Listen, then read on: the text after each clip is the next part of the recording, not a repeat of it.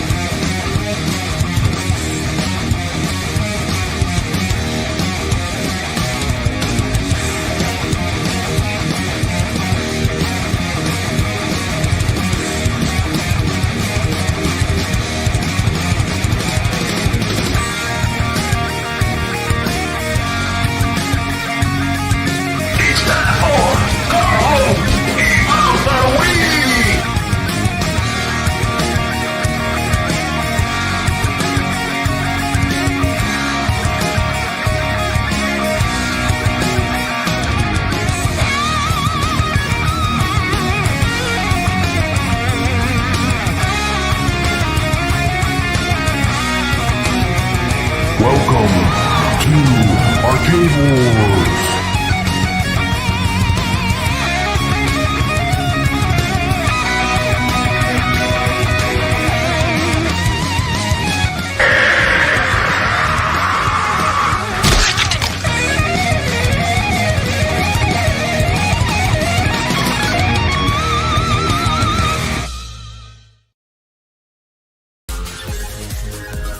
Ladies and gentlemen, thanks for coming tonight.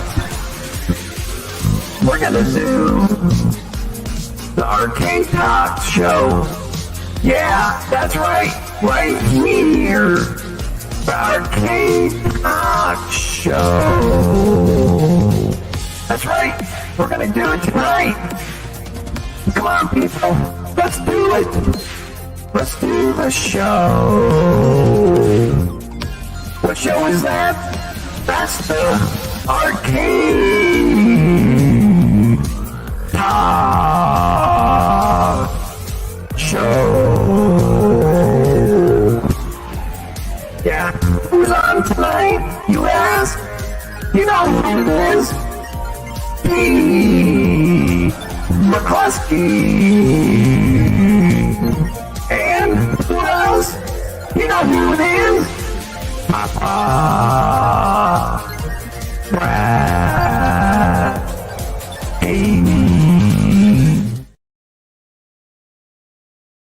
Well, Papa Brad's a game man. He's got passion in his soul. From pinball tables to Atari, he's always in control. He's a master of retrogaming. The old school style's his thing. With every flick of the joystick, you can hear the twang ting. Stay legit, Papa Brad, keep the high school living. From the classic arcades to the Atgames pinball bowling.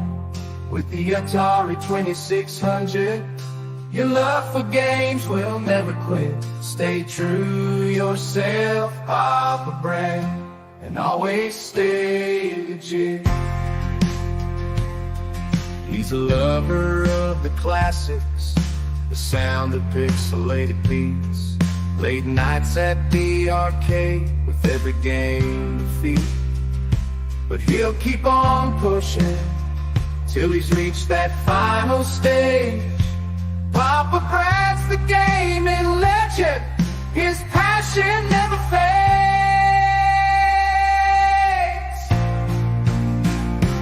Stay legit, Papa Brad, keep the high school rolling. From the classic arcades to the Atgames pinball bowling. With the Atari 2600, your love for games will never quit. Stay true yourself, Papa Brad, and always stay legit. He's a Welcome. All right. Happy New Year. Happy New Year. Team McCloskey, Happy New Year to everybody. 2025. Happy New Year, everybody. It's been a short hot minute since we've done a Thursday show, but I'm glad to get back into it. And this is the first show of 2025. Team McCloskey. We only missed 1 week. It's only one week we missed. I know. It seems forever, though. I know. It seemed like forever. Because Christmas happened, New Year's happened. Yeah. It seems like we haven't streamed in like a month. Yeah, I know. Hey, we got a lot of people here. We got Brooklyn Menace just coming in. We all got in. And we got everyone here tonight. We got all the peeps. Let's see. We got Dan Z, Marine 50, Jason. We got Sacro, Danny Johnson, Elio, Tomato Grass. By the way, Tomato Grass did a great stream on Sea of Thieves. Be sure to check that out. That was awesome. We got Mad Dog here, and subscribe to his channel. I am with all three of my channels. We got Ray De La Torres here. We got Ojib here. Good to see you. We got Vader 640 here. We got Goofyfoot here. Mad Dog's here.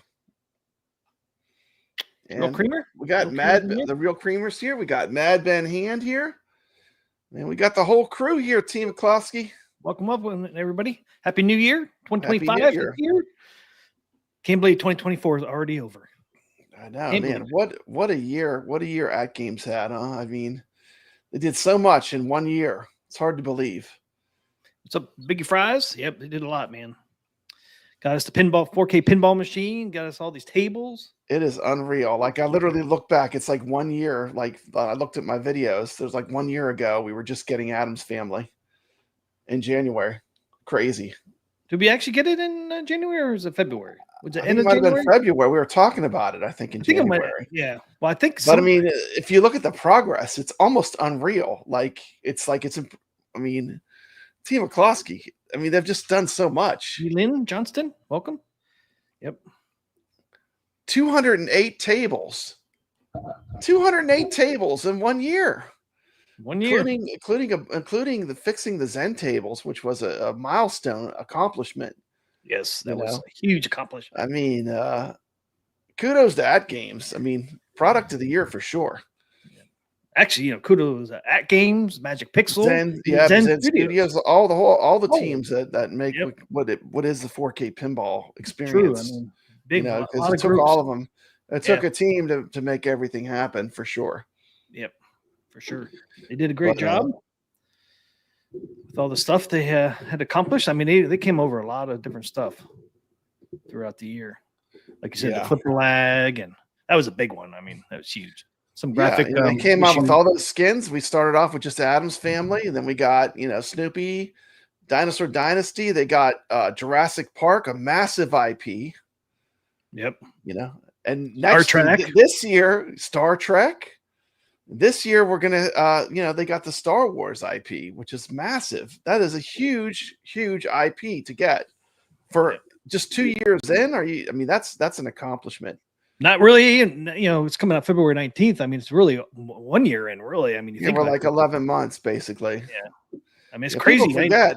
But there's nothing even close, and that's why all the content creators are all going to be switching to Atgames, because Atgames is where it's at. We knew it long ago, but they're all going to be switching to covering Atgames, Team McCloskey. So 2025, hold on to your hats. There's going to be tons of Atgames content. Hello, folks. Anyone call a doctor? Dr. Mario is here. Dr. Mario's here. Yep. Starts all the fun really starts. When does it really start? February 19th for Zen, but where's the Magic Pixels? What's their date? January 30th, really. Yeah. Really, the fun starts. They're taking it seems like almost taking like a little pause before the starting off the frenzy again. Taking a little break, a little small, almost vacation. I don't want to say a vacation, but a break from the brisk release schedule that they've been on. Yeah, one of the departments at Atgames are taking like 3 weeks off. Yeah, so I think that's why things got pushed back a little bit. But that's okay. But man, we got 208 tables to play, Team McCloskey. We got 208 right now. How many Zen do we have? I don't know exactly. Quite a bit, though. I think we're over 30. Yeah, we got some great Zen tables. We got Twilight Zone, we got Monster Bash, we got a lot of good Williams tables. World Cup Soccer. We got tons of Zen tables that are top notch. We got a lot of S tiers. Back to the Future. We got 39 Zen tables right now. 39. I mean, 39, man. Wow. There's so many good tables to play now. It's almost like, we've got a lot, we're blessed.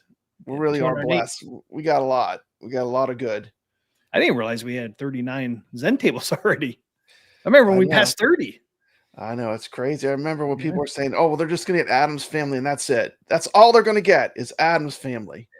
Because they'll never get Star Wars, because Star Wars is, Arcade 1-Up.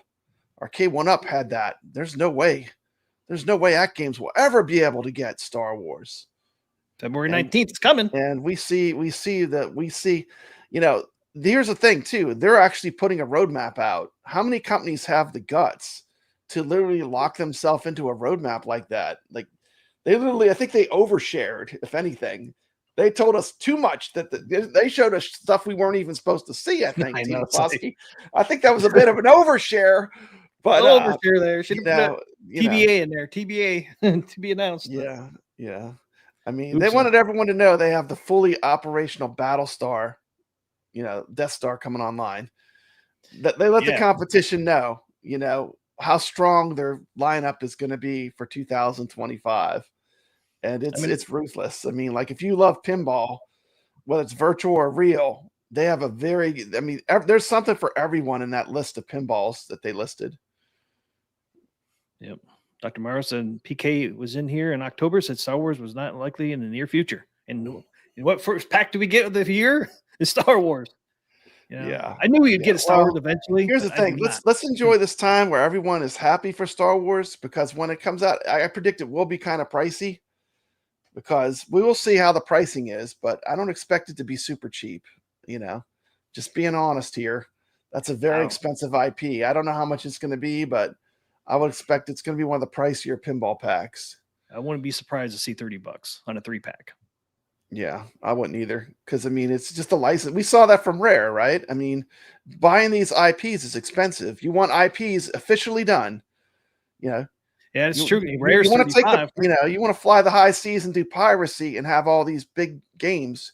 That's one thing. But actually buying and getting the licensing officially is a whole nother ball game, right, T. McCluskey? And I love emulation. I'm a fan of emulation, but doing this legitimately and getting these big titles, it takes a lot. It's no joke. It's big time licensing. Yeah, Rare is a big time license. And Tomato Grass is saying it better than I even said it right here. Let's pull up Tomato Grass's comment. By the way, if you're not subscribed, go drop him a sub. Pinball players rejoice. Let's be honest. 2025 looks awesome. Yep. And a big shout out to Tomato Grass. If you do want to learn strategy and a lot of pinball, if you're playing for score, there's a lot of strategy. Go check out his channel, and he shares a lot of wisdom with how to do well on these tables. I've learned a lot watching him play, and he's a great player. We see him at the top of the leaderboards with Mad Ben Hand, and we're always up there. He kind of tilts the cards a little bit. He didn't tell us every secret of Sea of Thieves, but he told us some of the secrets. But he always shares. And I do love his channel. I hope he grows a lot in 2025, but I enjoy his content. There's his link to his channel. Jason put it in there. Thanks, Jason. Putting that in there. Hey, what's up? Way too fast for you? Yeah. Got way too fast for you? Yeah, I hope so. I think everyone wanted the Atgames pinball cheaper. So, they had to separate the features out of the machine. That was a way to make it cheaper. That's why they did that. Ben Hands, Grass guy is legit with his pinball. Mm-hmm. Yeah, I hope third party. I would like everything for free. But you want it cheaper? That was a way to get it cheaper. I'd like to see more people start using a general loader. On the pinball. You got one group that started to for the Yeah, it's still not Standalone. publicly available. The standalone, the VPX standalone, No, and they're they reduced the price of the 4KP when they took away those features and separated them out. That was part of the reason why they did it, to get the price lower, because that's what people wanted. yeah. There's only a couple things you can do to get the price cheaper. Take the SSF kit Right out, now, they're not even showing us what can be done. So I mean, take the topper off. yeah. You know, I mean, there's only so many things they can do, and I know some people complain about them taking away the the advanced features, but there's only a couple of ways you can make it a little cheaper. Yeah. I mean, I would love for them to make it free, but then again, that devalues the people that bought their machines at a higher price. So I mean, either way, I mean, it would be good if they would, but I mean, we'll see what they do for 2025. I can understand both sides, of this debate. I can understand both sides, but just trying to find ways to make it cheaper. Yeah, you can take the speakers out too, make it cheaper, and sell a kit. The speaker kit. Well, in some ways, they almost already did, Team McCluskey, because once you experience with the SSF, yeah, true, you almost feel like they did take the speakers out of it, because the SSF experience is such a higher level. Like once you play with the SSF, you're like, it's worth the extra money. I mean, it's 100% worth. That's an upgrade that's worth doing. Once you go there, you can't go backwards and go back to it not having it. It's so much better. And it's really because like it's the entire table. It vibrates when the ball's moving around, and it feels more like a real pinball. I mean, nothing is 100% like playing real pinball, but the surround sound kit really enhances experience. It makes it feel a lot more like it's actually physically, there's a ball rolling on the table, right?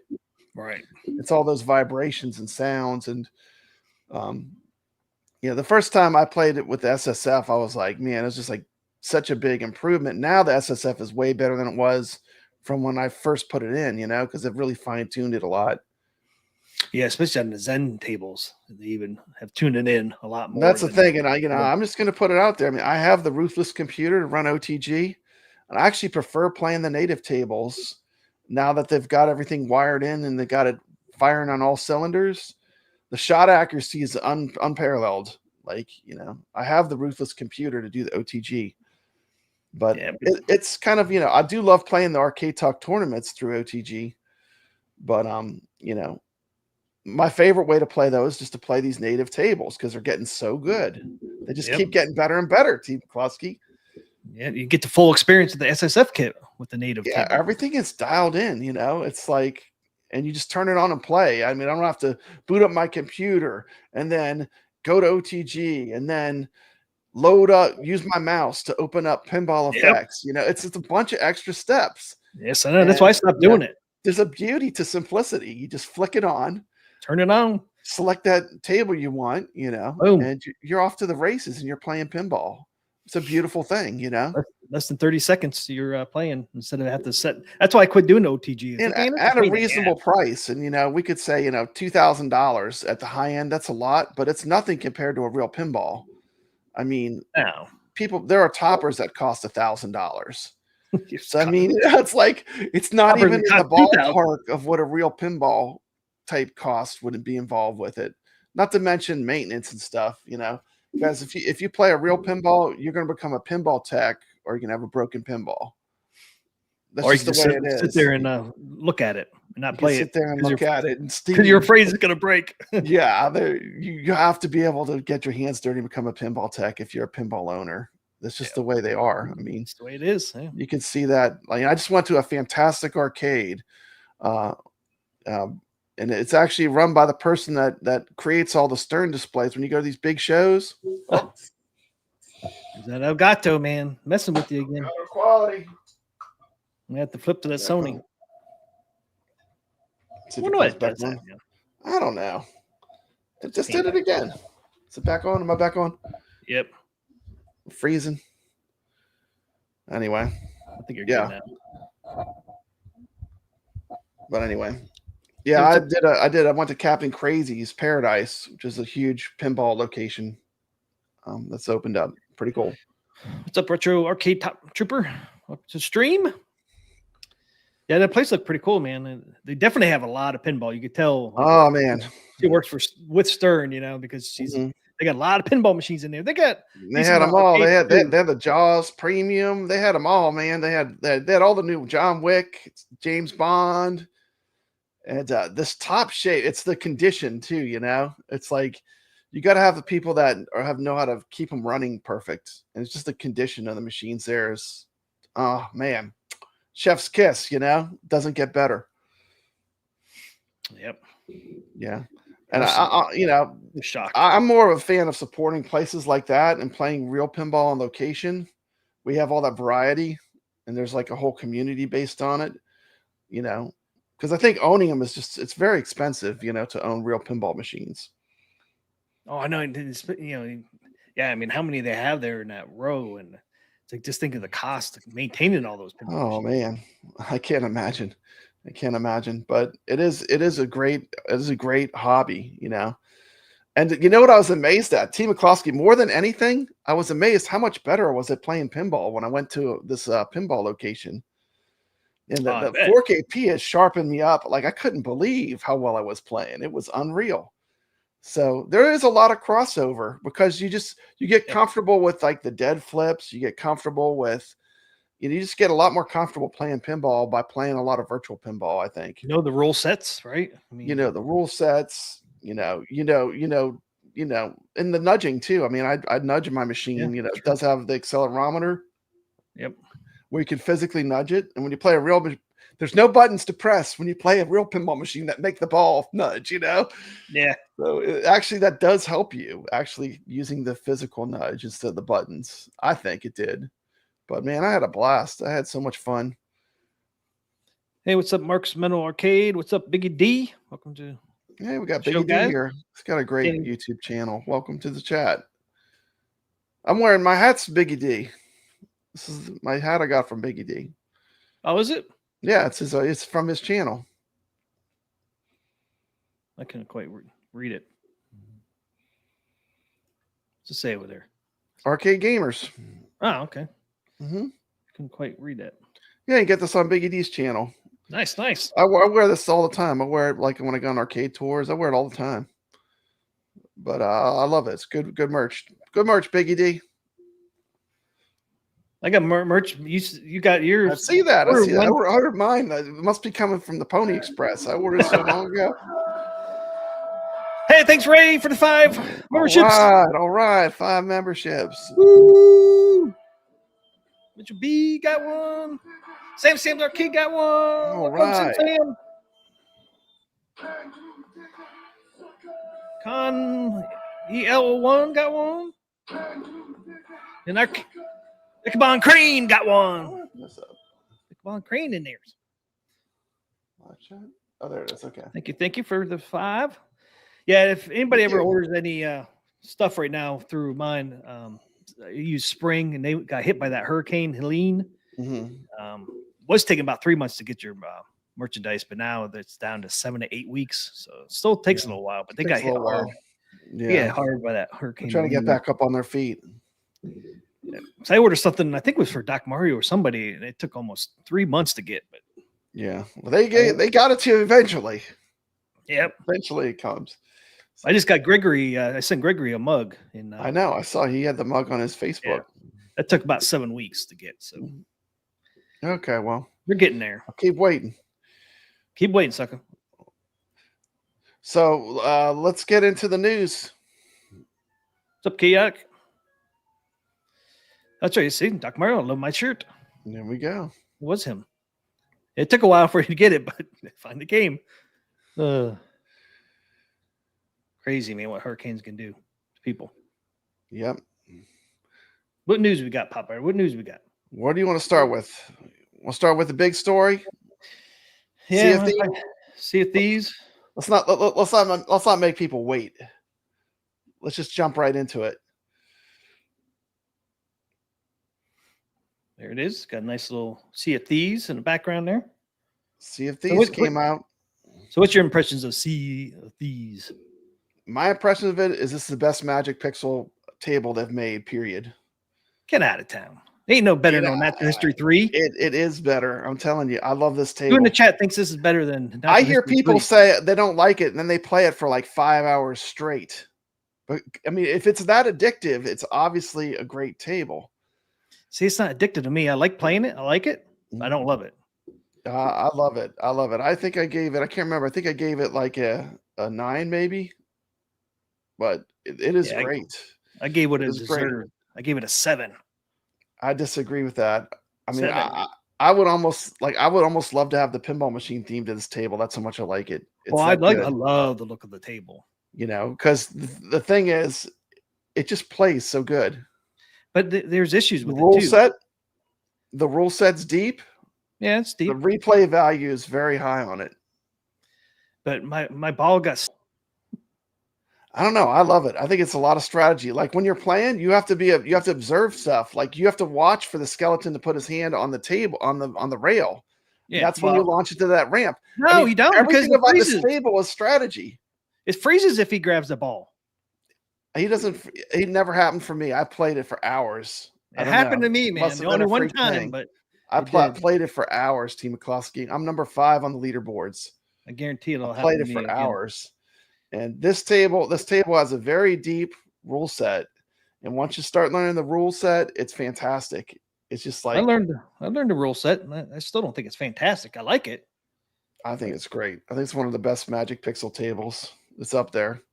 The only reason I gave it a 9 instead of a 10 is because I don't think it's as approachable. Like beginner people will play it and they'll enjoy it because the theming is fantastic. It has a full orchestral soundtrack. It plays music. You hear the waves. You hear the cannons shoot. Everything about it. There's so many fine things that build this table up to be great, in my opinion. But like the way the sound, and also I just like that. I like that it's harder. I think it makes it better. Oh yeah, I don't mind it being hard because it's really not that hard once you learn it. But yeah, and you can't give it a 10 out of 10 either because there are issues with it. Yeah, I'm not going to give it a 10 out of 10. I give it a solid 9, though. I think it's great. I think it's some of their best work.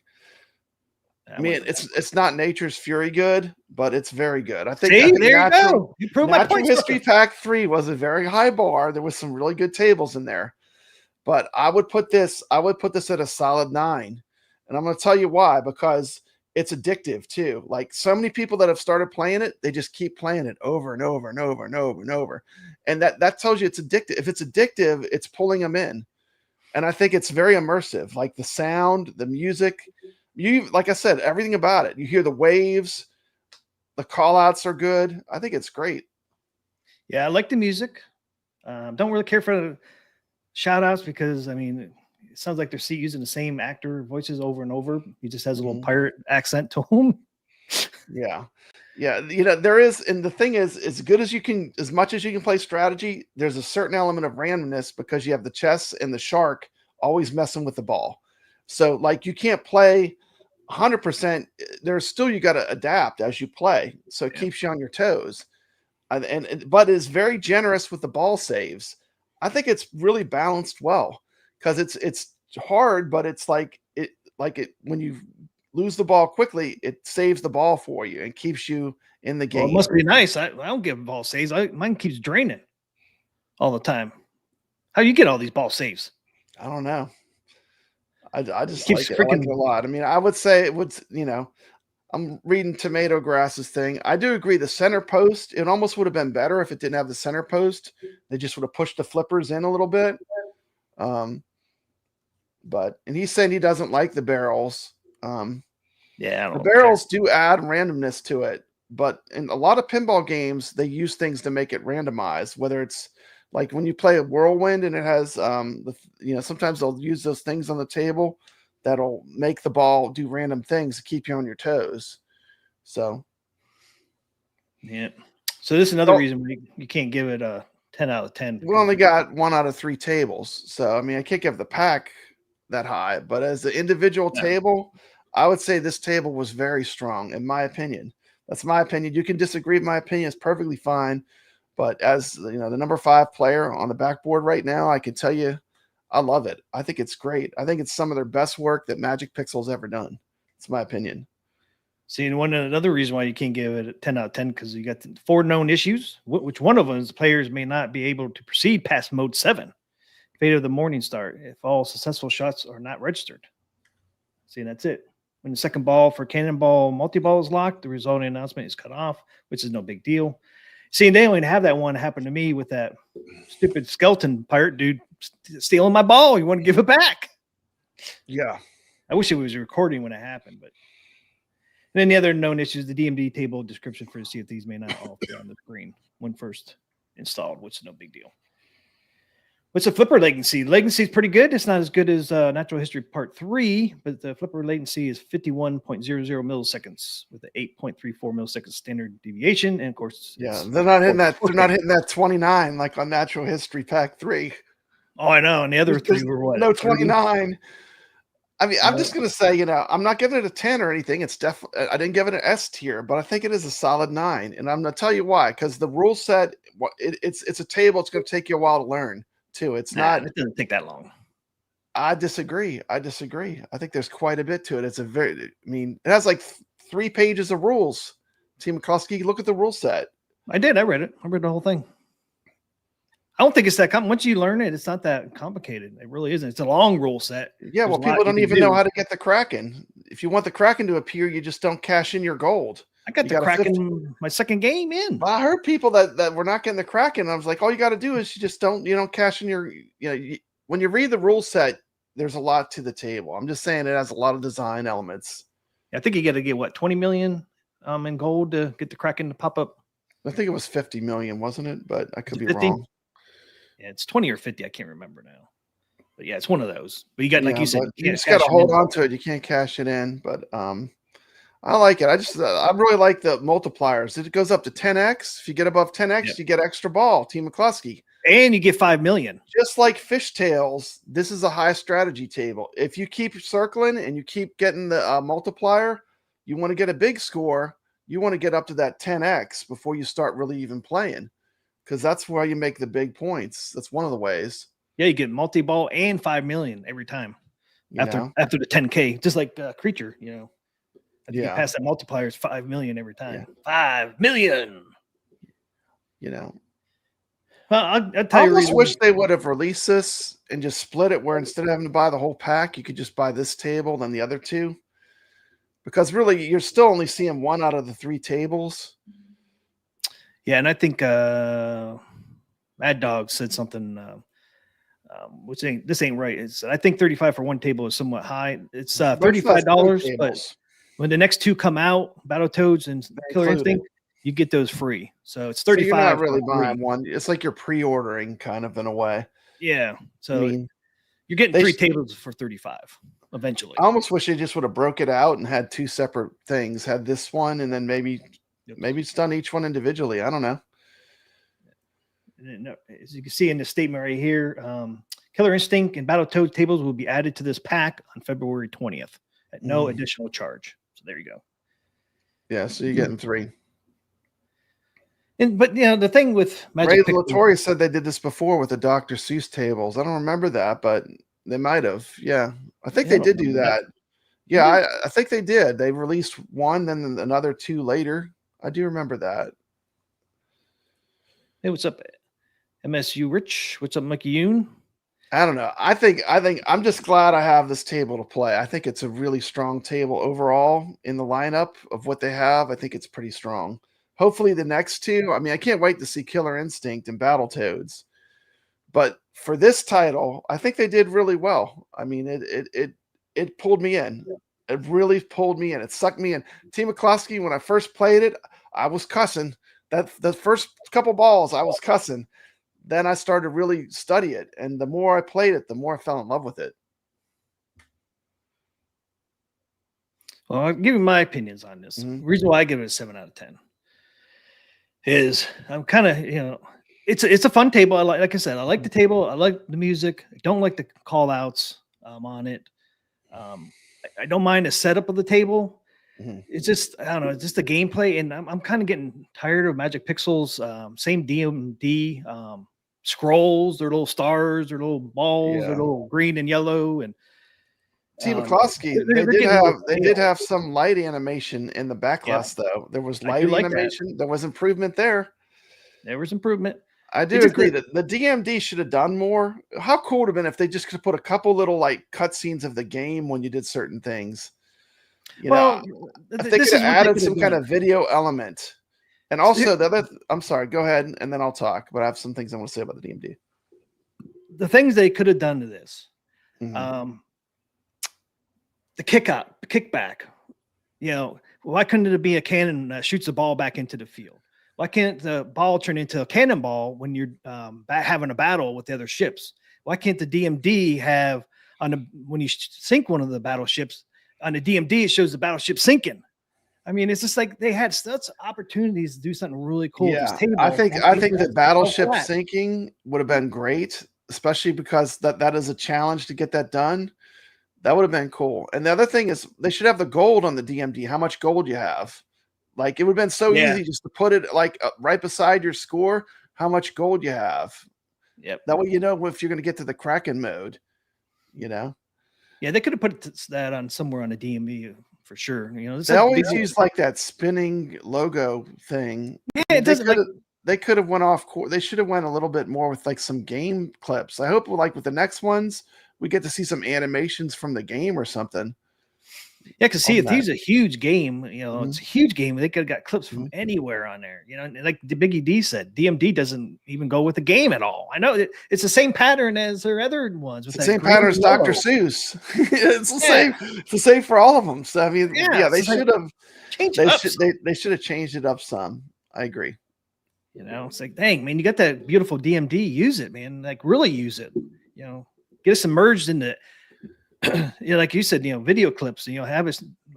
Like where are the video clips? You know, like I just played a bunch of real Stern pinball, and I'm not comparing this to Stern because I know that's a whole nother price range, but they have a lot of video clips in these modern games. When you hit certain things, they have all kind of videos play, and they could do some cool stuff like that. I think I'm not saying go crazy with the video clips. I don't need to go crazy, but just, you know, some. Like you said, like when you finish that mode where you sink the ship. How cool would it have been if if it would just like quickly put up a video of a ship sinking on that DMD? And I imagine to see a Thieves game, I guarantee there's a bunch of clips out there. Yeah, with boats sinking because that's what you do. It's all about it, right? Yeah, and it's one of the things you do. I did feel like they did a good job with the skeleton animations when he grabs the ball. I know you said you had a crash on you once. I didn't have that experience. He stole my ball, man. He wouldn't give it back. He stole your ball and he didn't give it back.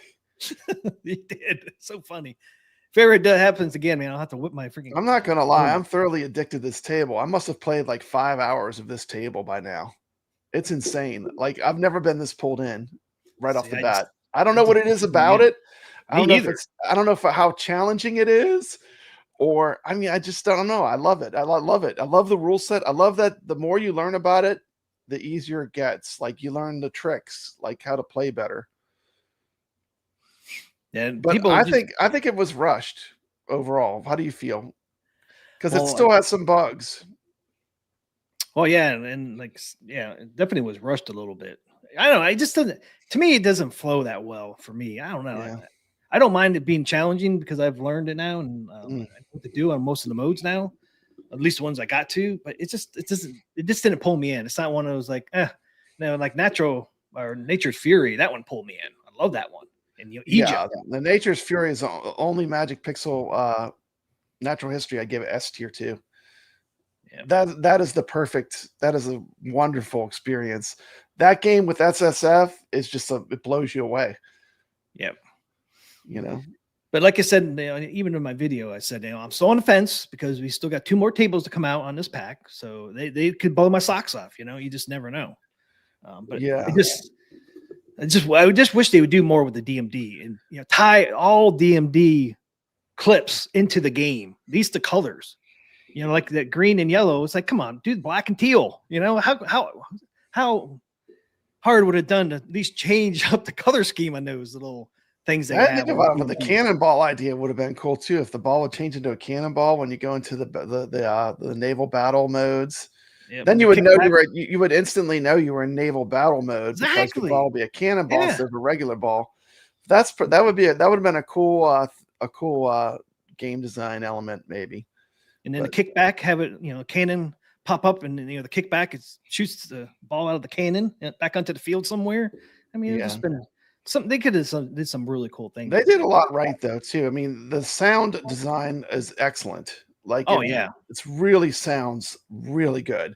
I love the music they picked. The more I play it, like at first you're just kind of, it's you have that orchestral soundtrack, but when you really start listening to it, man, there's the waves crashing, there's the cannon fire, like everything about it. It's very immersive. They did a fantastic job, I feel, with it, like the soundscape of the table while you're playing. Yep. I like the way the pirate kicks open the treasure chest too when he steals the ball. I do like that. Yeah, as long as it doesn't crash, Team McCloskey. It never crashed for me. It crashed for me already, man. Yeah, it's just weird. I had one bug where like the ball, it went. Like there's a captive ball you hit. Yeah, I hit the captive ball, and somehow the ball actually went into where the captive ball is, and I had both balls in there. Was your game over? I could never get it to. No, I did. There's a reset ball feature that you can use. That's right. Yeah, there is. I did try that. It did save it. It did save it, and I could still keep playing. But it was the craziest thing. You wouldn't even think that would be possible. Like, how did it do that?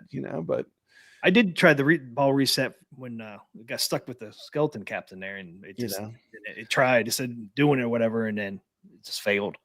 I feel like they could probably patch this game and make it even better. I mean, hopefully they'll continue to work on it, and they can add a little more polish. Just like that. I don't know. I mean, it's big thing for me is they would change up the DMD scheme. I mean, they use the same graphics on a DMD. It's like, man, come on. Like Doc Mario says, I swear, if that rainbow DMD shows up on Killer Instinct, somebody's getting a strongly worded letter. See, it's like everybody's getting tired of that. It doesn't go with the themes at all. It doesn't go with the theme. I mean, but you could do it with they were doing it. Even Dr. Seuss does that, where it has the similar DMD with the swirls. They need to mix it up, Yeah. I mean, you use the theme of the table on a DMD. That's all I ask. Yeah. Little clips. I think they could have, because they had a lot of great artwork they had sent, to show us kind of some of the ideas they had. They could have definitely put more artwork into the DMD. I think the play field looks great though. Yeah, I'm not. Overall, it's a pretty good looking table. I mean, it looks good. It looks like it's in 4K. I mean, you don't have to ask if it's in 4K with a play field. Yeah, it's definitely in 4K. Even release notes says it's 4K. They got the thing wrong. They got it backwards. But yeah. At first, I was like, wait a second, this ain't 4K. It's only 2160. I'm like, oh, shit, they got the things flipped around. Because it showed 2160 by 3840. And it really should say. What surprises me the first time I played it was like a lot of times on these virtual pinball games, like when you hit the treasure chest or the megalodon, it stops the ball. It doesn't like go through it and give you the points, right? Yep. So that blocking that it does makes the game a lot more challenging, I think. Because it randomizes the gameplay somewhat, right? Because you never know where a treasure chest is going to pop up, or when the megalodon is going to come swim out and mess up your ball, So, I mean, I feel like it has a certain tension because of that. Yeah. Happy New Year, Mikey Yoon. Way Too Fast says Magic Pixel equals lower budget versus Zen equals premium. There you go. Yeah, I was hoping. I don't agree with that, but I was hoping Magic Pixel would learn some from Zen and kind of incorporate some of that stuff into their Magic Pixel has some. What about Dr. Seuss, the Grinch Who Stole Christmas? That's to me is S tier. That's as good. But the DMD stole the same thing though. The stupid DMD. It doesn't matter on that table. It's different. This is a themed IP. I mean, I think that's different with that.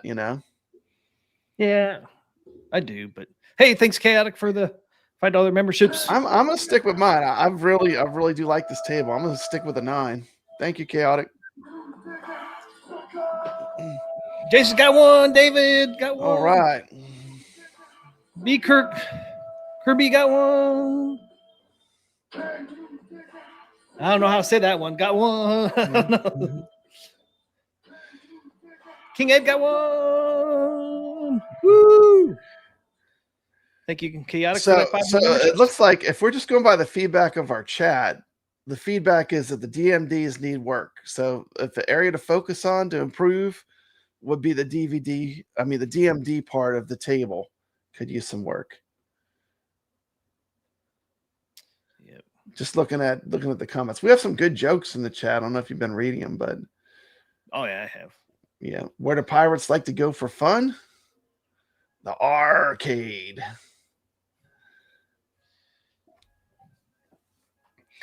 There it is. Yeah, a lot of people said missed opportunity. I agree with that. They could have did a little bit more. I don't know. I would just wish the flow was a little better on it, but overall, like I said, I like it. It's a 7 out of 10 for me. Yeah, it doesn't pull me in. I'm gonna stick with my 9. I would put Dr. I do like that it uses a 2-ball multi-ball, just like Creature from the Black Lagoon. Mm-hmm. It sticks to a 2-ball multi-ball for both multi-balls. I do like that. I like that gameplay element that they put into it. Yeah, the skeleton. Yeah, the skeleton one. I can't remember the other one. I got the cannonball. Yeah, the cannonball. There's 2 different ones you can get. The other one's a skeleton something. Mm-hmm. Yeah, I do like the 2-ball. The nice thing about the 2-ball, you can keep that one going longer than like the 3-ball. At least in my opinion. To me, it's a little easier to keep 2 going than 3. Yeah, I do like it. I think there's a lot of design going into it. I think it could use a little more polishing, but the bones are there for a good table on this. Yep. I've definitely got I'm definitely enjoying it though. See what the other 2 tables are. Don't get me wrong. I mean, I don't want to be all negative on it because they did, at least table wise. I ain't gonna say anything about DMD because they really didn't. They kind of phoned home the DMD. I think a little bit. Like, I agree. Like, why is there not game animation? Like, I want to see something cool from the game flash up there every once in a while. I mean, I think I got spoiled playing all the Sterns, because they have tons of movie clips and stuff on all those themed tables. Even Zen does. Jaws or 007 or John Wick or any of them. I mean, that seems to be like modern pinball, a feature that they incorporate more. Even Zen has like little movie clips, like playing Empire Strikes Back for a tournament. I mean, look at the little clips they have. Chucky has a few. Nothing huge. Nothing that's going to break the bank to get a clip of, right? Yeah. But they could put a little bit of that into it. Especially with Killer Instinct, they need to have some animations from the game. Get some purple animation going on in there. Oh, dude, you're trying to trigger me now. You mentioned purple. There's no purple on Killer Instinct, T. McCloskey. Don't even get me started on that. And I'm happy too that Magic Pixel went back to a simpler playfield. I do like that. That's another. I do love that. Yeah. If they could have lost the pin and pushed the flippers in instead of having that pin in the middle. I hate that pin in the middle. The problem with the pin is there's a huge gap there, so you have to rely upon it sometime to hit the pin and bounce to a flipper. But every once in a while, you count on it to hit the pin and it goes straight down the drain. I know. You're just like so many times. I was sure. You're just like you're playing, and you're sure it's going to hit that pin and bounce, and it goes straight through, and you're just like, you start cussing, T. McCloskey. Then for me, I have to play again. Then like I said, this game for me was something about it was super highly addictive. I don't know what it was, but I don't know what it was either. It's 100% pulled me. I don't know. I always like pirate. I like the pirate movies and the Pirates of the Caribbean, and maybe it's the theme. I don't know, but something in this game really sucked me in like no other. Yeah, I used to play Sea of Thieves. Maybe that's the problem because it's like I expected. I never played the game. Yeah, it's a fun game. I played it. I was going to start playing it after Ark Survival Evolved. So I played it for a whole while because I was going to start, do videos and stuff on it, but I didn't end up doing it, but I played it for a while. It's a fun game. And I think I was hoping they'd incorporate more of the game into the field, to the pinball table, but they really didn't. They have a little bit of the look. That's a shame. That's definitely a missed opportunity. If they didn't incorporate a lot of the game into it, they could have done more. But I feel like the music and stuff. There was a lot of stuff that pushes you into it as well. But they're gonna have to do better with Killer Instinct and Battletoads as far as theming like the video elements of the games and stuff. because now, I mean, Sea of Thieves, a lot of retro people have not played that, right? Yeah, but everyone's played Killer Instinct. Retro players have played, yep. Yeah, Played if you're a and- retro gamer, you don't know what Battletoads is. I wonder if you play beat 'em ups. You know, I mean, it's even like Killer Instinct. that's I a mean, classic. You know, I mean, people are going to be really upset if you don't do the IP justice. You know what I mean? Both of them. Better not see no purple in there for Pop Retro Killer Instinct. Off the bat, he'll he'll be be triggered by the no. purple. But I will say this too about this table, though. It rewards you for being observant while you're playing more than any other table I've played. Like, literally, you have to wait for that pirate to put his hand on that rail, and you literally have to watch what's going on at all times. Yeah, to he'll steal that thing too and not give it Yeah, back. that's right, man. He'll I put wish it I in that would've filmed chest that. and crash on you. I wish I would have videoed. I was just so mad at it. Freaking wouldn't give me the ball back. I was like fuming. It's like, give me the ball back. Man, I'm having a good game. Yeah. You I mean, know, if I was to redo this table, now if I'm not the designer, but if I was to redo it, here's how I would change it. Obviously, I would put some video clips on the DMD. I would have made the barrels, the treasure chests, where the ball runs through them and it gives you the bonus, whatever the treasure is. Yeah. It doesn't stop the flow. I would have left the shark in there so there's still some kind of wild element that's outside of your control. But I would have made the barrels where if you just runs through them, you get the points. Those have been the changes, and I would have got rid of the post, 100%. But I don't know. I think they should have had a shark or something swim in all the time on the water area. It doesn't interfere with the game, but just kind of like having a shark or something swimming around. yeah, maybe if they put some fish in there. I mean, the shark is kind of cool because he is a randomizing element, and that. But maybe they could have put some other things, some tiny. Can you imagine if there were little fish swimming in there? Yeah, it'd have been cool. Like little fish randomly that were under the water that didn't affect gameplay other than visually. Yep. Yeah, that'd be really cool. Have a shark every once in a while and have some of the ocean type like Nemo flipping around in there. It's kind of tough. It came as a tough act to follow Natural History Pack 3 because there was several of those tables were really strong for Magic Pixel, I think, too. Yeah. And it's just, I don't know. Magic Pixel's just got to up their DMD and even like the call outs, man. It's like they use the same actors over and over and over. And people are like, oh, we know that one. He was in this table. He was in Dr. Seuss. No, it has the Kraken. The Kraken for 100% is in the game. Yeah, you just see his tentacles. But it'd be nice if you seen him swimming around. But you have to you have to read the rule set to even understand how you get them to appear. You get them to appear by not cashing in your gold. Right. And when you have a surplus of gold, the Kraken just appears automatic. There's a 50% chance he'll appear if you have above a certain amount of gold. And then you have to, if you hit all of its like tentacles, then you get a bonus. I can't remember if it's 5 million or 10 million, but you get a bonus if you survive the Kraken. Not only do you get all your gold, you get more gold on top of that. So actually, I kind of like for the Kraken to appear. It's. And the other thing I don't like is the timing. I mean, you got to do it so like the Kraken, you got to do it so fast, or he takes all your gold. Your time. You got 45 seconds. Yeah, hit all tentacles. Yeah, there are lots of timed events. Like I said, it's a very deep rule set. There's the other thing too is you got to before you even can do anything as far as battling the ships, you got to collect your crew. Yeah, it's like if you don't know that and you're playing the game, you're never going to get to the ship battles because you don't know. You got to do. There are a lot of shots that you have to like. There are a lot of shots you have to actually hit in order. There's even shots you have to sequence in a certain order to get the points for the mode. And there's 4 crew members you got to get. Yeah, there's the 4 crew members you need to get. Yep. I mean, it's got a seriously deep rule set. So like the game to me, like that's probably what pulled me in too. Because as I started to learn the rule set, I enjoyed the table more and more because I kind of was learning what to do, But that's why I dinged it a full point because I feel like this table's not as approachable as something like Attack from Mars. You could put someone who knows nothing about pinball on that, and they're going to shoot for that saucer and probably blow up the saucer in their first game and have an amazing, incredible experience. This table, you almost have to learn the rule set to really even experience all the things it can do.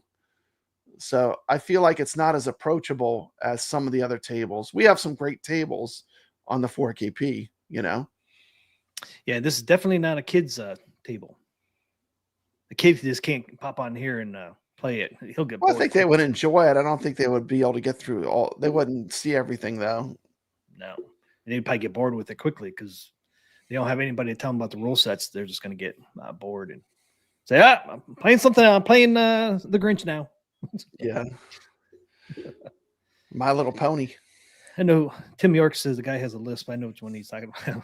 The Trolls. Trolls is a good. Trolls is a really fun kids table. Oh yeah, yeah. This is definitely not one of them. Tim York says, I read the rule set and I got a headache. Yeah, the rule sets. Many pages, man. It's like at least 3 pages long. Goro says, I never read the rule sets. I go in blind.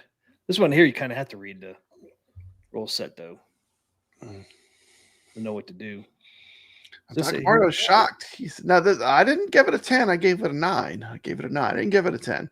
They actually they have a manual. They have a manual with this is how involved it. Here's all the information. It says $35. You get 3 games, 25 on each D. This thing here, coming soon. Oh, look at that Killer Instinct. Got some nice purple in the background. There. Red. Yeah, a lot of purples. They took that off of the AOU 4K. That's the AOU 4K image. If anybody Gregory has a good point. Gregory says it's more enjoyable learning them as you play. Yeah. Hey, thanks, Angry. Became a member. Thanks, man. Angry just became a member. Nice. Thanks, Angry. He's from my other channel, Team McCluskey channel. Long time member over there and viewer. So thanks, Angry, for being a member over here. Thank you. Yeah, I just showed the table. That's what the table looks like. If some of you in the chat haven't played it yet or saw it, that's what the play field looks like. Try to get the whole thing on there. And there's the pirate that stole my ball right there. He had it he had it right here in this hand, right here. He won't let go. Oh my goodness, Team McCluskey. He was saying it just like that. And then every once in a while, he would put it back on the table. You know how you hate. I was like, oh, he's gonna let go of it. Then he takes it back with him. I was like, damn. So his animation was still there, going to the rail. He had the ball there, then he took it back. He's like, psych, sucker. I'm not giving it back. Oh my goodness. I was so mad. I was having a good game, man. I was like almost 50 million on my first ball, dude. Did you try the ball reset? You could it wouldn't reset. Okay. Nope, I did it like 4 or 5 is frustrating. times. I hit the nudge buttons, hoping it would bounce out. It would move. It's funny, it would move, but it would just wouldn't pop out. I even did it, nudged it when he put it back on the rail. It's like, oh man, maybe I could get it loose from there. Nope. Did you notice that all the rails are ropes? I thought that was pretty cool. Yeah, that's the other thing I liked. Yeah, I mentioned that in my video. That I thought that was a cool element, and it looks pretty good up close. I mean, it looked pretty detailed. Oh yeah, it's definitely 4K. They did a good job with the graphics, I thought. Yeah, I don't mind the graphics. You get the little pirate ship down here too. It'd been kind of cool to put a little pirate ship in the back here, background. Yeah, kind of like the same one that was on back glass. That'd been kind of neat.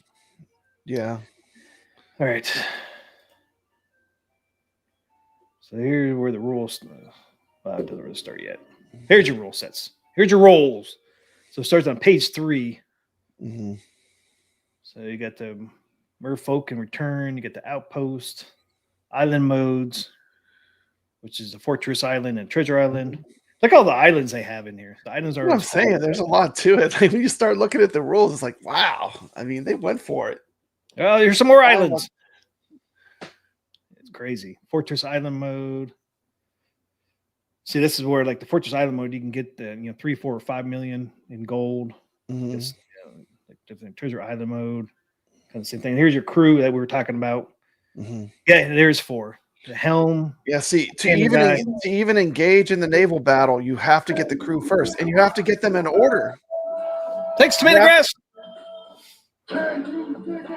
Oh, was mad. Hey, Angry. Who gave? Oh my gosh, Angry gave 50. Wow. We're gonna be here for a while. We'll be here for a while. Thanks, Angry. For the 50. Wow.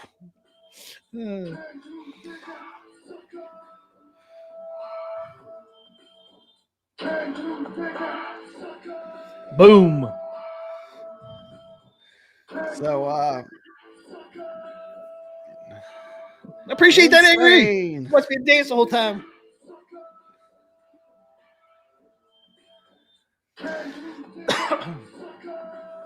Can't sit there and dance the whole time. I'll be passing out somewhere.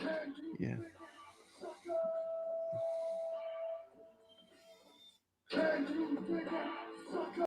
Whoop, whoop, whoop. Thank you.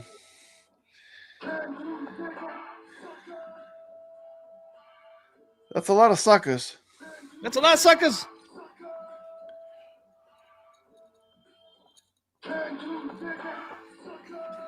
You can't turn that off, Team McCloskey, can you? We're locked in now. If I turn it off now, just to continue to go until next time. Yeah, if you want to torture us, Woo! awesome. Thank you, Angry. Wow. That's what Angry does. Whoop, whoop. Happy New Year, Angry.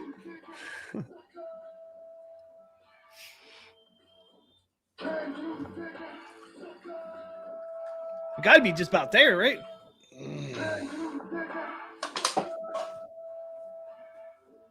Tim York can dig it. I can dig it, sickos. Shotgun Sean says, someone donate 50 more suckers. Let's keep the suckers going. Ray Latoy says, that is awesome. I ain't angry. Hit the like button for Angry. Gregory.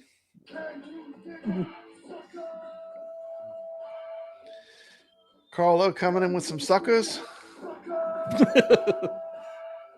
This is the sucker Jason show. Alien says he's surrounded by suckers on this show. Tim York's digging it. Ray This Latoy we says thought it that's a was lot of 10. suckers.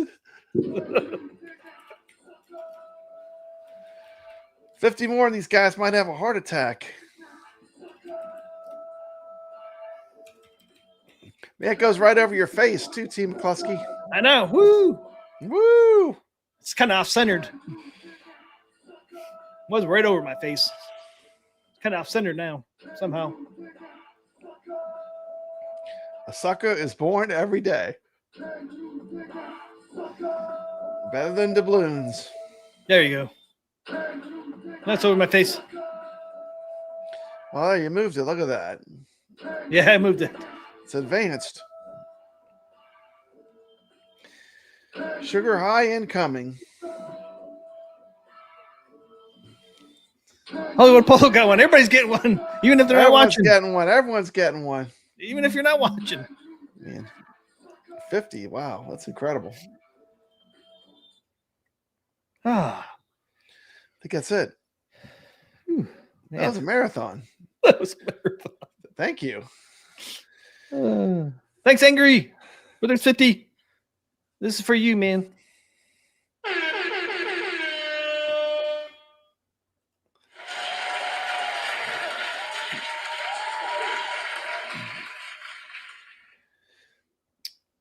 All right. So what page are we on? I don't know. Well, once again, the naval battle, you have to hit them in order, the crew. So you got to gather the crew. So you got to hit the left ramp and right lamps. Left, then right, then left, then right to get all 4 crew members. Helm, cannoneer, chef, and navigator. I could tell you. Should I tell you a secret how I got my high score? It's on the back glass. Just Sure. Then everyone can do my secret, and they'll be getting scores higher than mine. Basically, what you want to do is the first thing when I start playing, I spam I play it like I play fishtails. I keep bringing the ball all the way up to the top till I get the multiplier. It'll go all the way up to 10x. You just keep hitting those rollovers at the very top of the pinball table. Yeah. And then it'll take you a while, but eventually you'll hit 10x. Okay. Then you hit it one more time and you get an extra ball. In 5 million, right? Yeah. And then I start playing Team McCluskey because at that point, That takes a while, man. I know it does, but that's part of the challenge of the game, you know. It's part of the challenge. Because you got to get into three of the lanes. There's 3 lanes you got to light up each time. So you're gonna, but I think it doesn't go by one. It's like you get like 2x, then you get 4x, 8x, and then 10x. So what's that? 4 times doing it? 2x, 4x, 8x, 10x. Yes, 4 times you got to do it. And here's the lanes Light we're up all talking 3. about right here. But Lanes are right here. it's a super easy shot to make. You can make it from either flipper too. So like you let the ball roll almost to the very end of the flipper, and it rolls right up on either side. You got to do it 5 times. 2, 4, 6, 8, Yeah. 10. It's 5. Yeah. Okay. Yeah, it'll take you a while. Then the next time you do it, you get an extra ball. Yeah, which is nice. And then immediately after that, after I get that, the next thing I go for is I gather the crew. I just focus on that shot of getting the and you see roll up to the table so we can see the table while I'm talking. Roll up. You see the blue lights in the middle of the table. Those are the crew members. So it'll actually light up and I'll tell you which side you have to shoot to. See the blue lights by the ramps? Right? Yeah. So you shoot on the left and the right, and it lights it up so you know where you have to shoot it. Then after you've gotten the crew, then you can start randomly getting the pirate ships to take out the naval battles. So I don't know. I like it. I think there's a lot of strategy, and I probably don't even have the best strategy. There's probably going to even be better strategies, but there's a lot of strategy to go on this table. And then there's what 1, 2, 3, 4, 5, 6, 7, 8, 9 modes, right? Mm-hmm. How many modes have you gotten through so far? I don't even know. I've gotten through. I haven't gotten close to getting through all of them. I know that. Yeah, I got to the 3rd one so far. So I got the first 2 done, and then I was on the 3rd one and all drained. It did that thing down here with the stupid little peg here. I thought it was going to bounce off of it and go to the left flipper, and it went right between the left. I would have liked it if they would not have had the peg. I do like that it has only 3 flippers. That actually is a plus. That's a huge plus. I also like that it's not a ton of play fields. It's like pretty much like you could see everything. But I feel like if they just would have moved the flippers in and not had the peg, I would have liked it even more. Yeah, I would have liked that. The problem with the peg is sometimes you have to rely on it because that's a pretty big gap and the ball's going to hit that spot. So if they could have just brought the flippers in a little bit and not had the peg, I think I might have liked that. But I don't know. Yeah. It's kind of cool though. It's a pirate on the peg. Yeah, overall, maybe it's those trips to Disney and the Pirates of the Caribbean ride. Maybe I would just have a soft spot for pirates. I don't know, but I still like the table a lot. It's just really, I enjoy it when I play it. No, the other cool effect would have been, when you hit the slingshots, they shoot at each other. They do shoot at each other. That is pretty cool. It'd be cool if like a little puff of smoke would pop out of their gun. It would be kind of cool to see a little smoke come out. I wish he would have done something more with the Megalodon too. I know he's just a chaos agent. Like he just rolls around he goes across the ocean and moves into your ball. There's the Megalodon there in the corner. But it would have been cool if they would have had some kind of mode where he was more prominent, Well, it'd be cool if they did like the Dinosaur Dynasty 2. Yes. Yeah, where they had some kind of giant, like where he popped up out of the like maybe you saw the teeth from the bottom coming up or something. I don't know. Yeah, we had the same thought at the same time there. Yeah. It'd be cool. Had that big Megalodon come up. That would have been cool. Yeah, that would have been really cool. I'm kind of surprised they didn't since they did on Dinosaur Dynasty 2. So we did pretty strongly disagree. I definitely like this table a lot more than you did. I liked it a whole lot more than you did, but that's fine.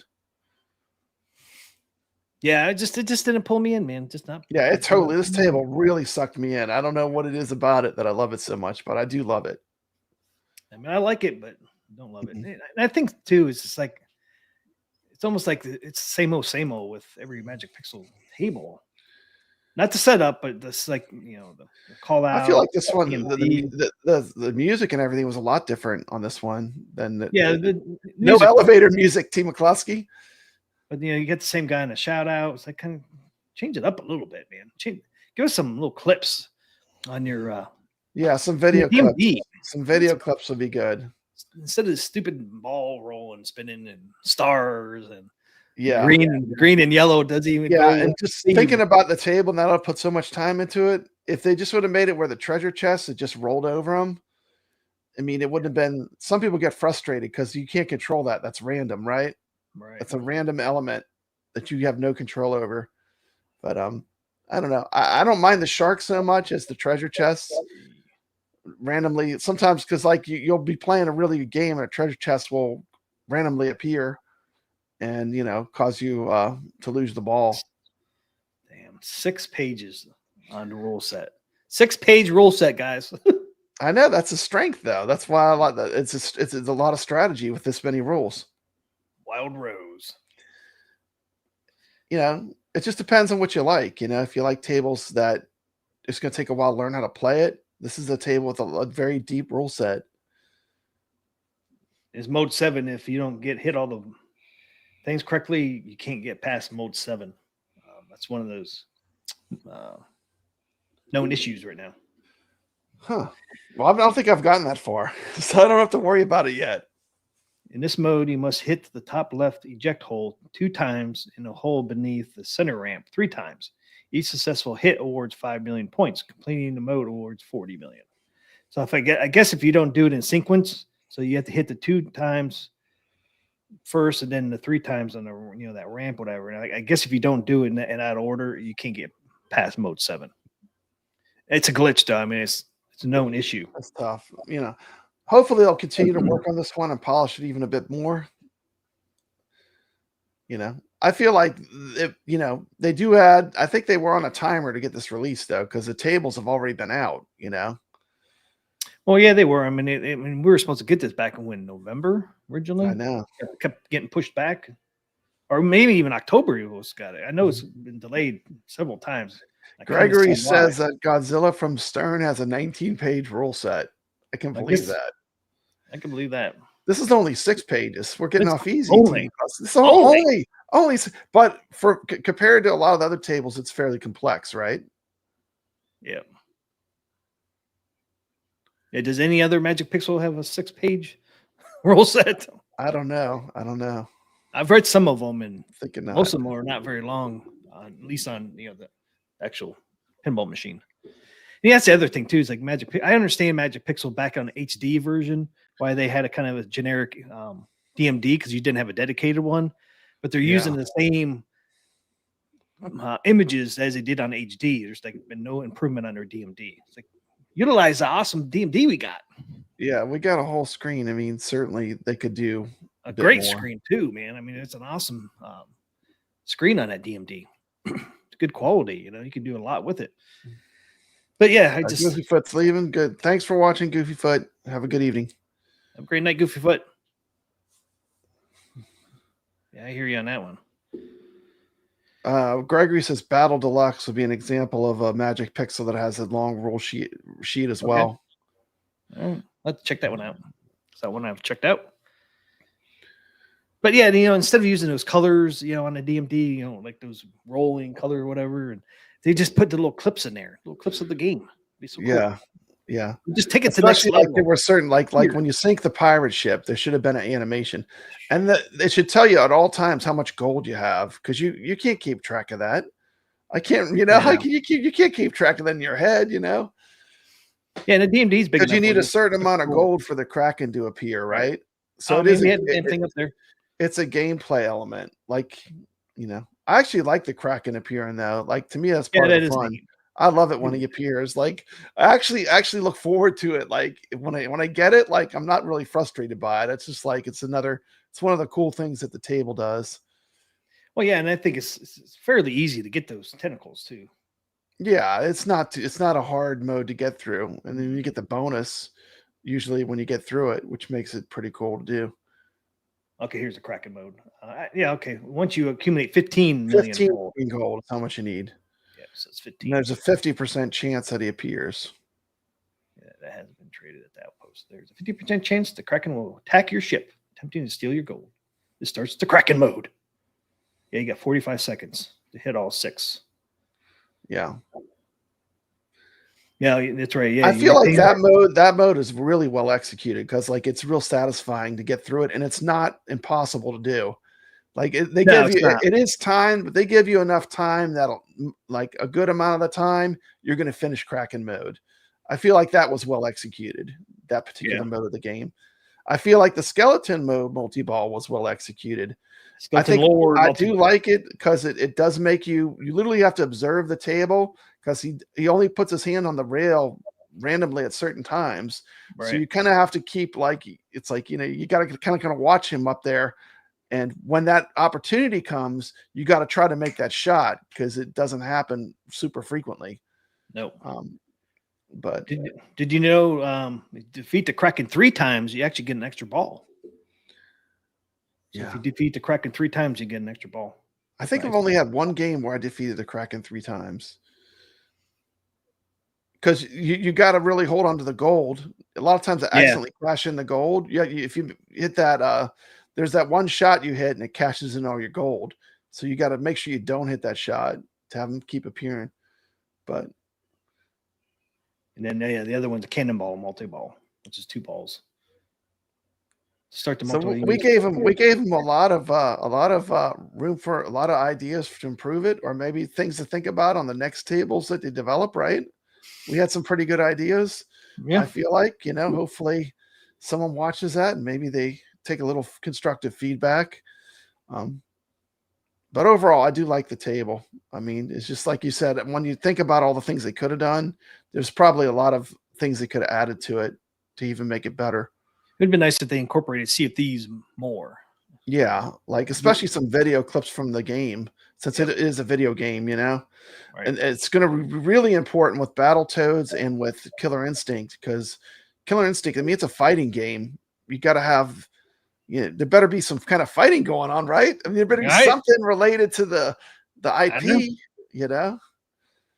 But I was pleasantly excited and surprised to see the lighting effects on the back. That's one of the first things I noticed, Team McCloskey, is that had the lighting effects with the Sea of Thieves logo with the back glass. Yep.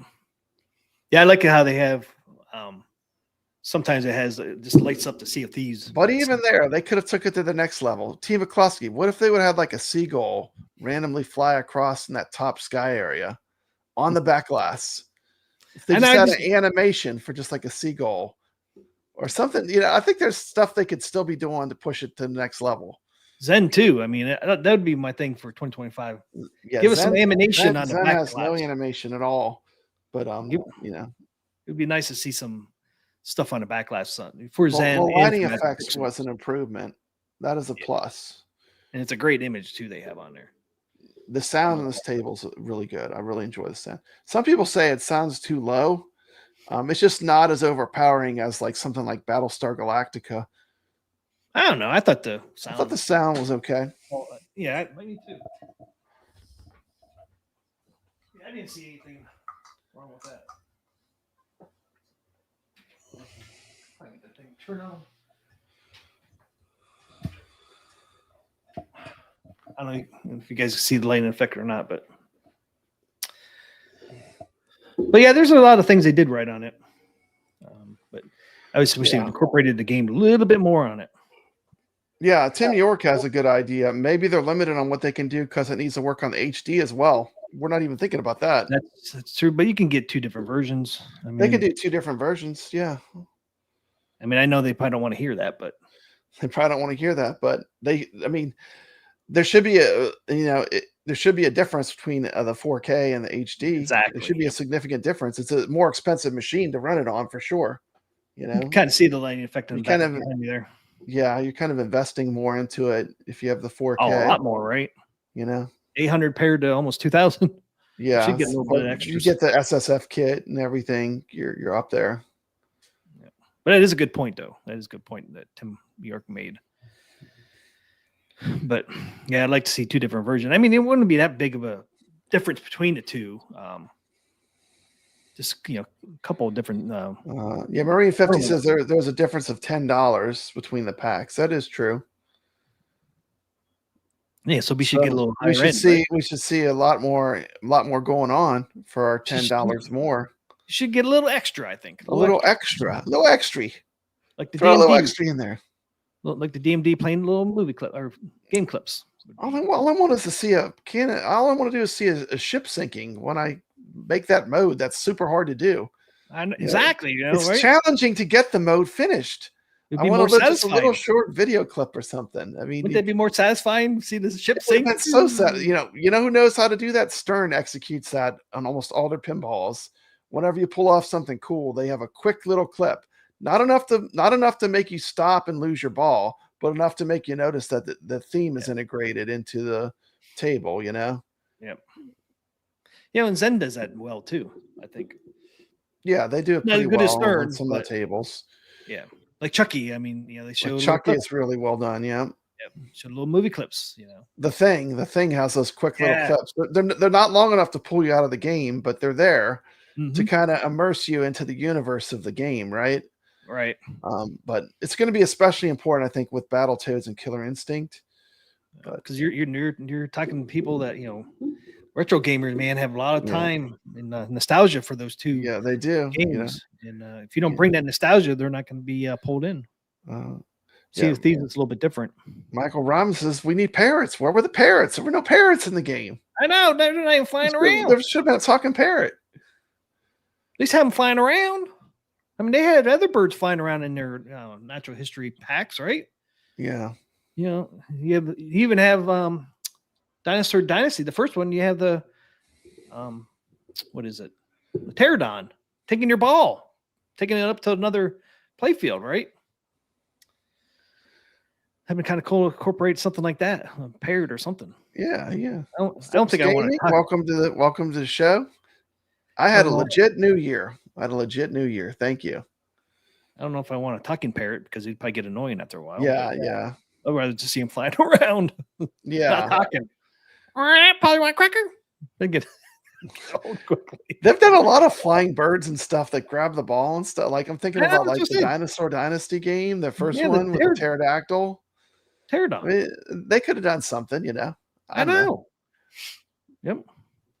They could have easily done because they know how to do it, right? They've done it many a times. Camera hates me. I know. Sony likes you. I know. I need to hook the Sony back up.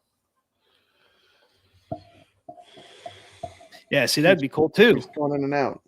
You know, when you're in the battle mode, you know, you see two battleships shooting at each other. Mm-hmm. And then once you sink it, it shows the ship sinking. Yeah. That'd be cool, man. That'd be cool. That would have been cool. See, missed opportunities, man. Missed opportunities. Okay, so Sea of Thieves, pretty strong disagreement. I liked it a lot more than you.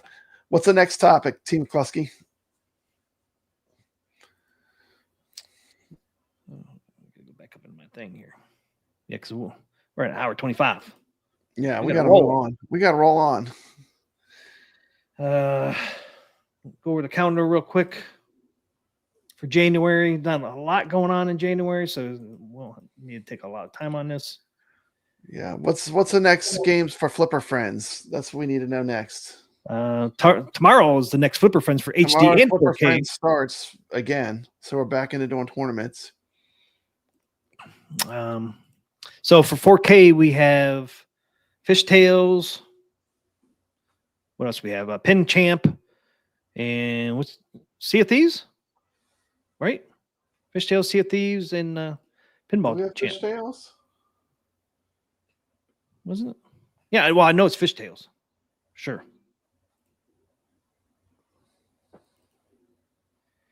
Yeah, Fishtails, Sea of Thieves, and then Pinball Champ. They all start tomorrow at 6 p.m. Okay. Awesome. 6 p.m. I love Eastern. Fishtails. So we got Fishtails and Sea of Thieves in the same week. Yep. That is fantastic. Those are two great tables. That's going to be a fun week. All starts Yeah, tomorrow. fun. That's Atgames 4K. I love Fishtails. Pinball 1. And then HD has Wipeout, World of Microbes, and Pinball Champ. That's good. Wipeout is a classic. That's a Gottlieb classic, man. That's a great table. I'll definitely be getting on that one. I like the World of Microbes a lot too. That was my second favorite. Right after Nature's Fury, I rated that number 2 out of the 4. That was my second favorite one. Oh, did you? The Natural History 3, yeah. So I put them in order by how much I liked them. Yes, Ray. I think it is the original Pinball Champ. I don't see Deluxe on there or Retro, so it should be the original Pinball Champ. I think judging from you like the Dinosaur Dynasty 2 more, huh? And the three. How would you rank the 4 Natural History Pack 3 tables? Well, I think the Natural History 3 pinball pack is the best pack Magic Pixel's done yet to date. Yeah, it's the best pack for sure. Of all tables. Of all the 4. table packs they've made, yeah, it's the best pack that they've done. I agree with that statement. Yeah, because all 4 tables are good. You know, like the first one, there's always that one table is exoplanets that nobody really likes. There's some people like that one. Some people like it, but yeah, I don't like it. But yeah, I think Natural History 3 is definitely my favorite pack. Yeah, Magic Pixel so far. But I rated them. I rated them as follows. I rated my favorite was Nature's Fury, and then the second for me was the Microbes. Third was the Dinosaur Dynasty 2, and fourth was Insect. How about for you? Well, how would you rate those 4 tables? Which one do you think was the best? There was really no bad ones in there. No, there's no bad ones. If you had to rate them from your favorite to if you had to rank them just based upon how much you like them, how would you rank them? Mine was Nature Fury, Insect World, Dinosaur Dynasty 2, and then Microbes. Okay, that's cool. Microbes was my least favorite, but I like all 4. I mean, I like all 4 as well.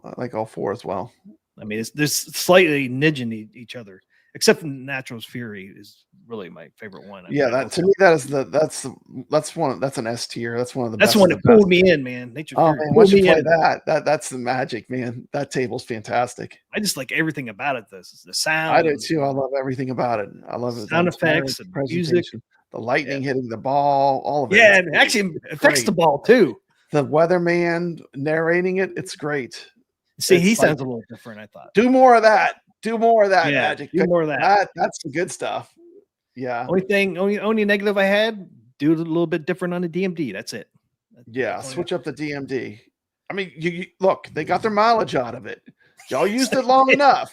You can't say you didn't get your mileage out of it. There's actually years. There's something called Team Cost. There's something called too much of a good thing, right? Yeah. They've used the same thing to such an extent that we're just kind of want something new, you know? Yep.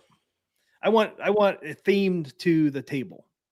Yeah, theme it to the table, please. That's all I ask. I'm going to say, especially for these next rare tables, because if you're paying the money to get these great licenses on these IPs, like use the IP, you know, make it nostalgic to the IP, you know, as much as you possibly can. I want to see Battletoads on a DMD. I want to see some Battletoads and some. I want to see some Kilgore. I want to see some Spinal. You know, I want to see some of them characters animated. You know, not still images. Little clips from the game would be awesome for both of them. You know. Okay, that's history. Okay. So go back to this calendar. So there's really not a whole lot going on. We got Flipper Friends every week. Every Friday it starts. We do have week 1 deals starting the 16th. That's that 50% off. Owners from used to be HD going to 4K. They get 50% off on all tables, right? Except for Zen. And maybe a couple other ones. And then I think like people like me and you, Pop Brad, I think we get 35% off that week. Yeah, I'm not sure. Oh, I did notice that the firmware update is right before the week 1 deals, right? And this probably has something to do with it. Yeah, it's probably just going to activate the week 1 deals on everyone's table. Everyone's like looking for these gigantic upgrades, but you know, I think if we see something, I'll be surprised. But I know they're going to have to do the firmware probably to push those week 1 deals out. Yep, I'd agree. So I think that's probably going to be a big part of that firmware update. Yep. And then so that goes from the 16th to the 22nd, and then 23rd they're going to have a little sale. I want to expect a whole lot there because Winter Knot comes next month, February, or we'll see a better deal most likely. And then we get a new pack from Magic Pixel. Space Shuttle Deluxe comes on January 30th. New release. Those will be cool. Those will be fun to play. Yep. The thing you can count on with those is that the games will have be in 4K. They won't have any lag, and those tables are just fun to play. I like a lot of the Magic Pixel tables, the Zaccaria tables. Yeah, the Zaccaria ones. Yeah, they did a really good job on those. So I'm excited to see the Deluxe what they did with that. Yeah. Hopefully they just don't throw a bunch of extra flippers all over the place and ramps where it's I think you can overdo it. Yeah. like some of the Dr. Seuss ones, even that Natural History 2. They had some, playfield on top of playfield. Yeah. So that's it for January. Not a whole lot going on there, but of course, next February is when all the action starts. Pop Brad, February 19th it starts. Where it starts. We get the crawl. The Star Wars is going to come on. Dun, dun. So Space Shuttle Deluxe kind of starts it off, right? January 30th. Kind of starts off the new tables coming. So that's kind of exciting. I know. It's exciting. We're playing Star Wars right now this week for the Arcade Talk tournament. I've been playing it. Empire Strikes Back. It's been fun. It's a fun table. I got to get on there. I've been on there a couple times. I know I'm pretty low on there. All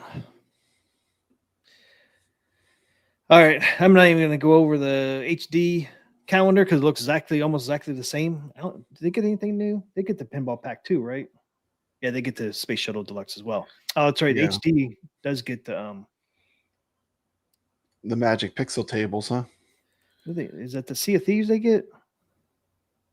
New release. So I'm not sure if they just get the. Let's see what they get on. We can't see it, T. McCluskey. Yeah, well, I wasn't even going to show this. Oh, okay.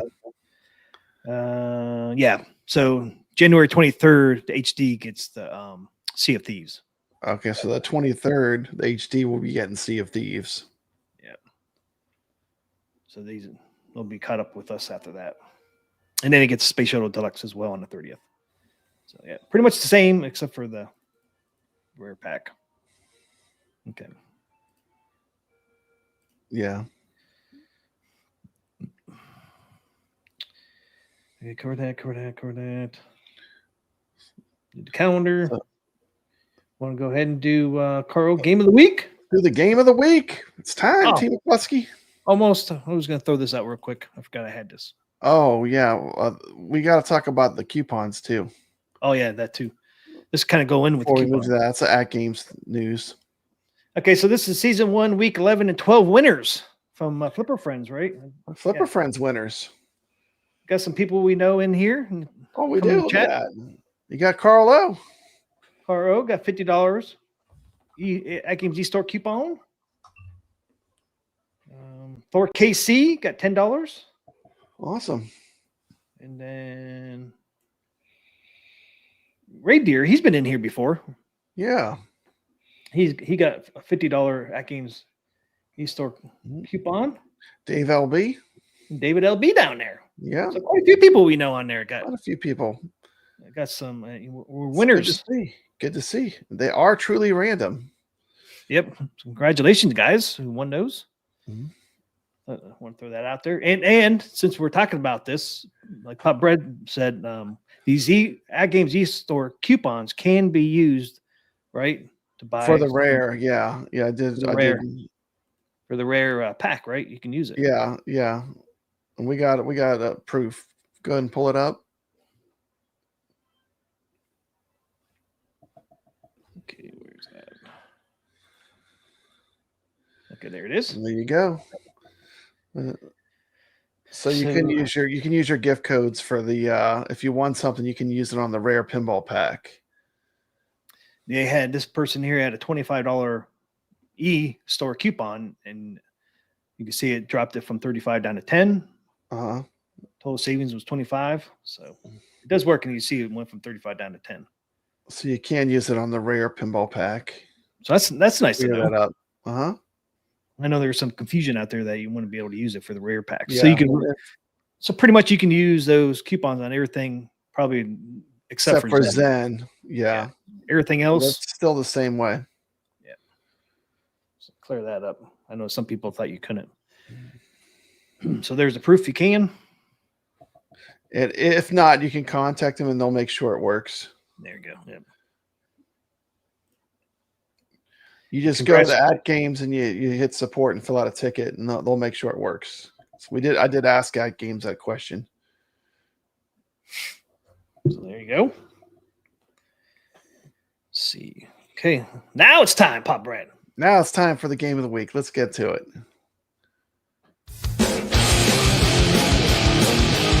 It's time for Carl Game of the Week.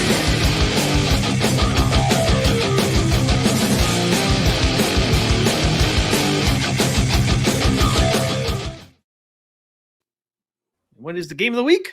Game of the week is Crystal Castles. From Atari. Atari Classic. 1983, right? 1983. Pull it up here. Boom. There it is. Crystal Castles. 1983 that came out. Wow. Long time ago. Let's check it out, T. McCloskey. Check it out. Hey there, arcade enthusiasts. Papa Brad here. Diving into the enchanted world of Crystal Castles, Atari's 1983 arcade gem. The game stands out for its unique gameplay and captivating history.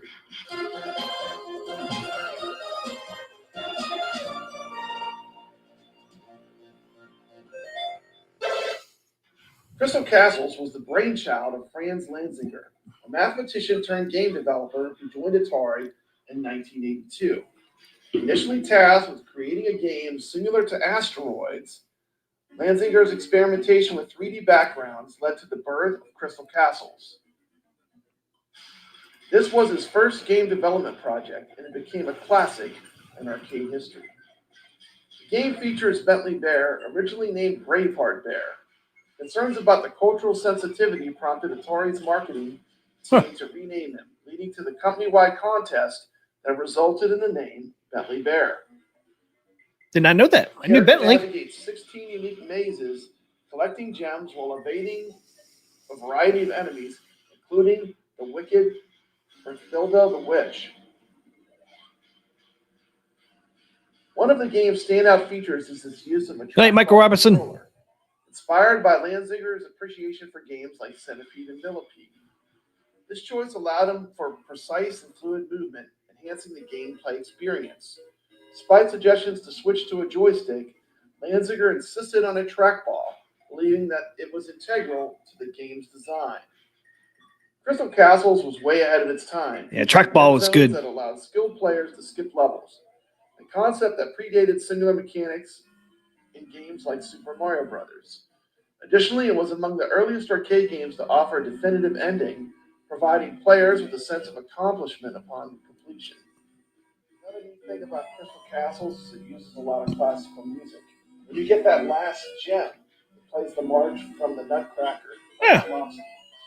There's all kinds of classical music throughout the game, and that adds to its charm. Another unique thing about Crystal Castles is its use of perspective. During the time this was made, the designer was fascinated with the works of M.C. Escher. M.C. Escher. So the actual design of the levels is very much like the M.C. Escher artwork. Look at that cabinet. Beautiful cabinet. Yep. Another interesting thing about Bentley Bear is Atari doesn't really have a mascot, but Bentley Bear has kind of stood in as a kind The of unofficial Atari mascot is definitely Bentley Bear. Unofficially. You have Bentley Bear. And of course, there's the cabinet design, which I always thought Look was at that. iconic. This is kind of an iconic Beautiful cabinet. 80s, early 80s arcade. And every time I see one of these out in the wild when I'm at a retro arcade, Gotta play it. I'll play it a few times. Just something about it that I really like. It really puts you in that time period of the 1980s. Look at that skeleton. Do you have any Look at Bentley Bear, man. He's getting them gems, T. McCloskey. Look at him He's go. getting them. Don't forget to hit that thumbs up.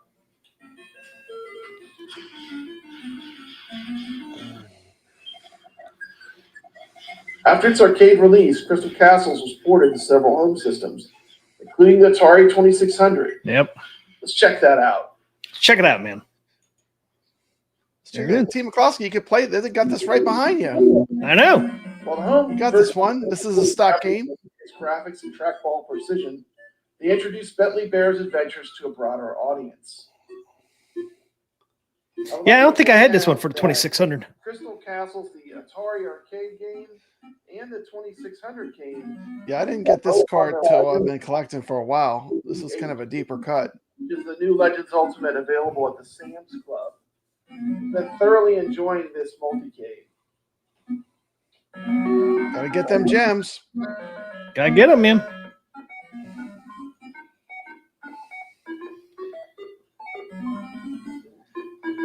And there I have it playing on original hardware. That's an original 2600 right beside it on all original hardware. I got to see if my 2600 still works. Hey, man, it looks better on the Atgames. Look how sharp it looks on the Atgames. Lanzinger's journey Looks way sharper. yet impactful. Following a dispute over residuals from home conversions, he left the company. Although a sequel to Crystal Castle was conceptualized, it never came into fruition. Didn't know that. Lanzinger later developed a similar game, Gubble, in 1997, carrying forward the legacy of innovative maze games.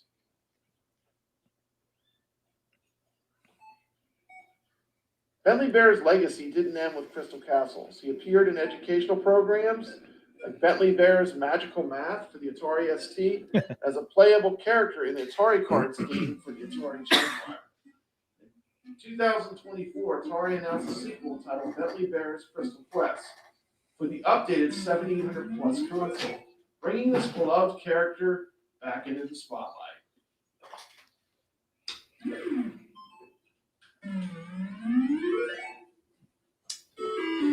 Can't get that open, dang it. Check out some gameplay footage of Bentley Bear's Crystal Quest, played right here on my Atari 7800 Plus. You can also find a This great is the pack-in game, T. McCloskey. 7800 Plus on Papa Brad. 7800. So be sure to check out that review.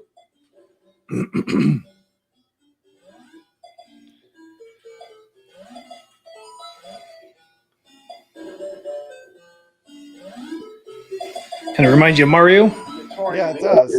game also had a very cool cameo of Bentley Bear. So the modern Atari is doing a lot with Bentley Bear. And I really like what today's Atari is doing, releasing these retro consoles and just bringing back classic Atari icons. This was actually a homebrew game, T. McCloskey, that somebody had made. Oh, really? It was so good that they released it. Yeah, as the pack-in game. It's really fun. Neat. Consider this more of like a platformer, similar in style to Super Mario Brothers. Bentley Bear, making a comeback. Look out. With the fireball. Look out. This is a really fun game. I haven't gone that far in it. I've only gotten up to about the third level, but I've been enjoying it. And this is a retro packing game that you get included with the 7800 Plus. It's originally a homebrew. Once again, I think the modern Atari is just making all the right choices. These are the kind of things that I wanted to see from Atari. HDMI out is great for these easy use, you know? Yeah. And T. McCloskey, my joystick's all wireless too on this. It's all wireless. Is it? No more wires. Yeah. What are you playing it on? The Atari 7800 Plus. Yeah, that's what I thought. I see it down there. Mm-hmm. Of the early 80s arcade games. Its unique design, engaging gameplay, and story behind its creation continue to captivate gamers and historians alike. Thanks for joining me on this journey through the history of Crystal Castles. If you have memories or a high score to share, drop them in the comments below. There you go, T. McCloskey. Notification bell. There you go. For more Crystal Castles, Carlo Game of the Week. Uncle Brad. Look good. Look at that cabinet down there. Yeah, it is. It is pretty awesome. There you go. Check out the rest of it on Pop Brad Gaming channel. Awesome. Thanks, T. Castles, 1983 Atari. 1983 classic. Who doesn't know Crystal Castles? Yeah, I think New Wave Toys is even making a Crystal Castles. They're making a tiny one, little replicade. Yeah. Yeah, see, I'm tempted to buy one, but I don't need one of those anymore. But Yeah, I don't know. because that's such a beautiful looking cabinet. It is. It's a great game. It's a great game, great cabinet. I mean, even back in '83, I mean, you know, they had some great cabinet artwork out there, but this has got to be like one of the tops. Yeah, the design was really cool. Yeah, the design is really cool on that cabinet. Yeah. So go check it out if you want to see more on Pop Brad's channel. Got it live over there. Yeah, I'll drop it. I'll drop it after the show. All right. I don't think it's live yet, but I'll turn it on. Tim York says 2025, the year of the multicade. Unless I get a deal elsewhere, that's my next purchase. I think he's talking about the ALU. Nice. I enjoy mine. Right Yeah, here. multicades are awesome. Come stocked with a lot of good games, man. You got a lot of Atari 2600 games. You got a lot of arcade games in there stocked. So, I mean, unless you can add more. Yeah. It's definitely friendly to putting your own games, bringing your own games. Plus, it comes with a bunch of great Atari games. There's a lot of good games on there. A lot of fun games. Yeah, to there play. are. A lot of 300 included games, right? And then you can bring your own. Yep. So quite a bit. I'm going to drop that video right now. Yeah, It is publish. Okay, the video's out. Crystal Castle's video's up on my channel now. Okay. Awesome. We got a little Stern news out there. Stern news. What's happening with Stern? Stern's coming out the new pinball table machine tomorrow, actually. Mm-hmm. Dungeons and Dragons reveal on 1/3, which is tomorrow. I can't. Thank you, Jason. They got a little teaser trailer on here. A little teaser trailer. Let's check that out. I'm not sure what I haven't checked it out, so I have no idea myself. Let's see.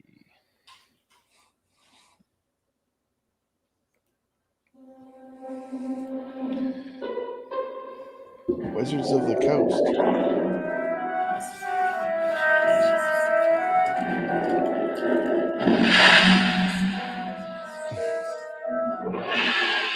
Oh, it's a dragon. Dungeons and Dragons. The Tyrant's Eye. Get ready to roll. How much of a teaser trailer there, but they didn't give us too much, but yeah, that is a icon of nerd culture, right? I mean, who doesn't love Dungeons and Dragons? I mean, that's a great IP. Yep. You know, it goes back a long ways. It's back a long way, man. That is cool. Yeah, I can't wait to see what kind of artwork they have for it. They did somebody did a Dungeons and Dragons, but it was a really long time ago. And there's a lot you could do with that property, right? Yeah. Oh, yeah. It was a really long time ago when they did the Dungeons and Dragons. So it'll be interesting to see what Stern does with it.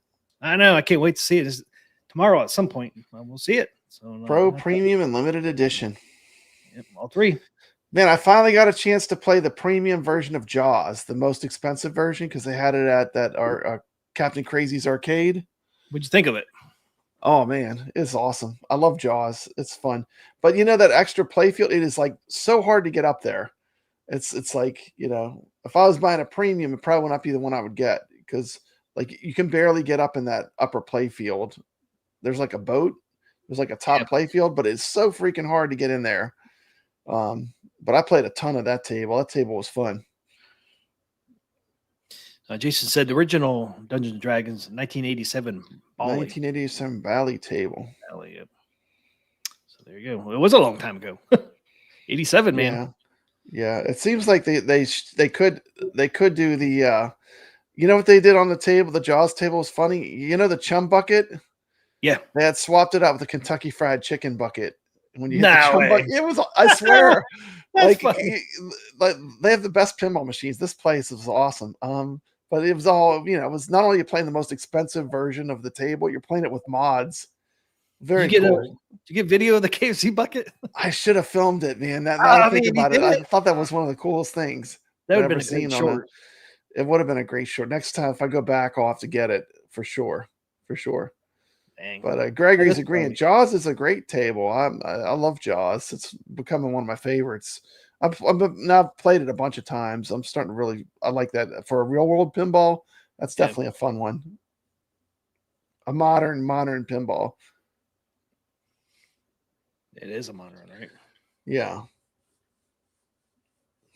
Yeah, Brooklyn Menace says I got it up there one time and got so excited the ball immediately came back. It is like that. Like it literally does not stay up there. So like I feel like for the premiums, that's probably one. Like I don't know if I would go premium on Jaws because the extra play field is you don't get into it much, and when you do, it's like it's just so quick. you barely get up there.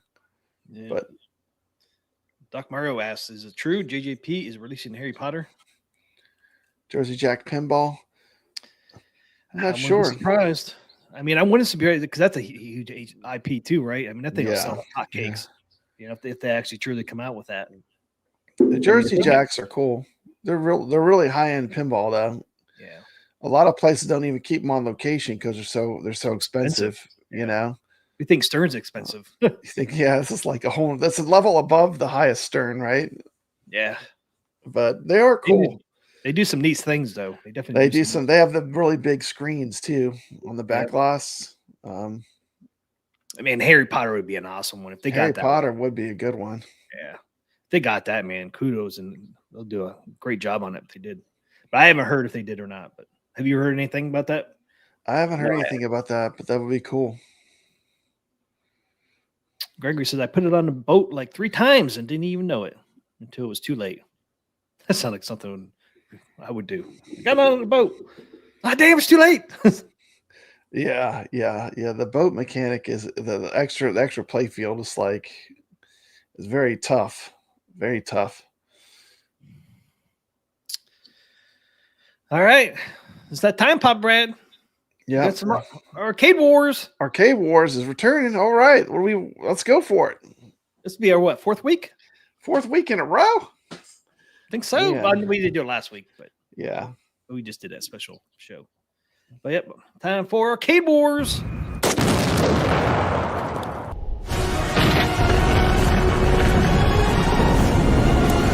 Welcome to Arcade Wars. That's right. Arcade Wars is back. Woo! She blowing up good. She blowing up. All right. Real good. yeah. I like that part a lot. 2 games enter, but only 1 game survives, Team McCloskey. When one comes out. Only one comes out of this alive. All right. We've had some tough choices to make. We've had some tough choices in previous weeks. So all right, I'm so using that same list. Okay. This is number 5 on the list, I think. The challenger for Donkey Kong. Donkey Kong is a champ right now. You got a new challenger. Donkey Kong's a reigning champion. Donkey Kong, reigning champion. Reigning champion. Still. I don't know if they still have that. I should have did this earlier. Hold on. Guess I don't have that. Greggy wants to know if anyone is up for some walkabout golf.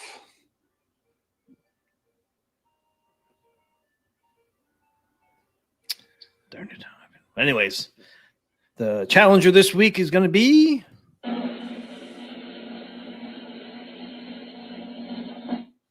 Dig Dug. Dig Dug. From 1982. Namco. Dig Dug versus Donkey Kong. There is Dig Dug. There's a side art. Beautiful looking cab. It's a cool looking cab. There's the front. Nice bezel. Some gameplay. Iconic sounds. Iconic. The music only plays when you're moving. I should have had this up on my Yeah, you have this in your one of your multicades. Pac-Man The there. arcade went up. I had this one.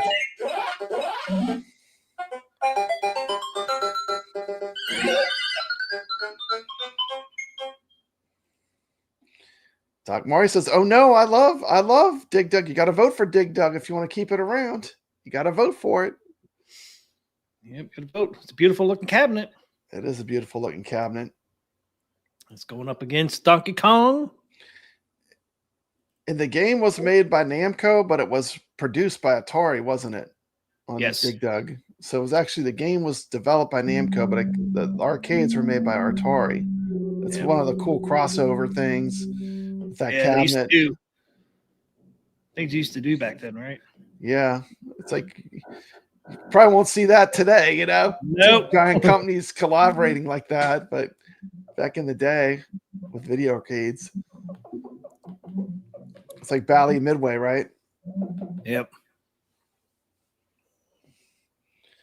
versus Thank you. Donkey Kong. Man, this is an iconic cabinet. Thank you, Ray. Mr. Do is better. Yes. This is the Here's your iconic Donkey Kong, but Dig Dug's iconic too, right? yeah. Donkey Kong always. I like the way they did that sunken in monitor where you kind of look into the machine. Yeah, I do like that. Dig Dug. Just trying to pull these up together. Tough call. You gonna put them side by side? Then we'll vote.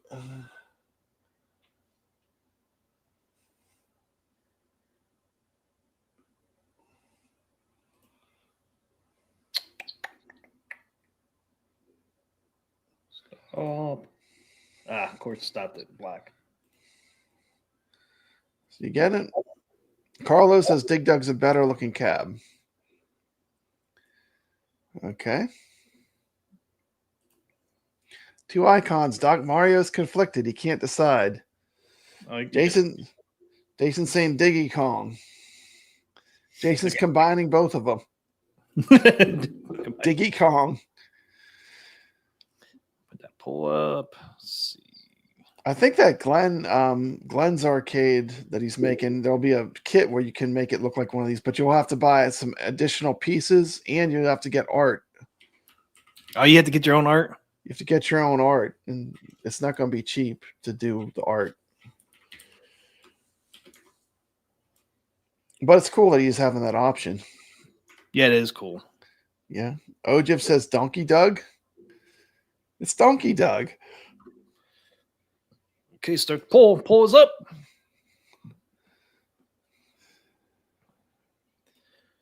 You guys all combined into two. They're mixing it up, man. They're mixing it up. Donkey Doug. I like Donkey Doug better. Nintendo always had a particular look. Donkey Kong has really had some legs. It's been a survivor, hasn't it? Yep. Jason said one side Dig Dug versus Food Fight versus Kangaroo versus Crystal Castles. A tag team match. Tag team match. Food Fight, man. Now that's a Food Fight is a cool, especially the one with the banana. I know. Dude, the first time I ever seen Food Fight at an arcade, man, I was like, what the hell is that over there? It's like a beacon of light. Chuck, yeah. I was like, what is that cabinet? That's something new. I go over there, I was like, look at this awesome looking cabinet. Play the game, it was so fun to play. Oh, Food Fight. Yeah, Dig Dug, it's such a crazy idea. How did they come up with an idea of a guy with a bicycle pump? I mean, the whole premise of the game is just bizarre with the digging and the rocks and the bicycle pump, man. What are they called? The pukas, those little things that chase you, and the dragon, Fugar or something. I don't know. Somebody makes you wonder if they sound like the Rygar and Fugar. What are the names of the characters? The names are even crazy in Dig Dug. Yeah, did they come from Japanese somewhere? It must have came from something. I don't know, or they just came up with those crazy names. But to me, Dig Dug always looked like it kind of had a big head. Though, look at the way the top of it's real big. Yeah, it's almost the same cabinet as Food Fight, just with a little different.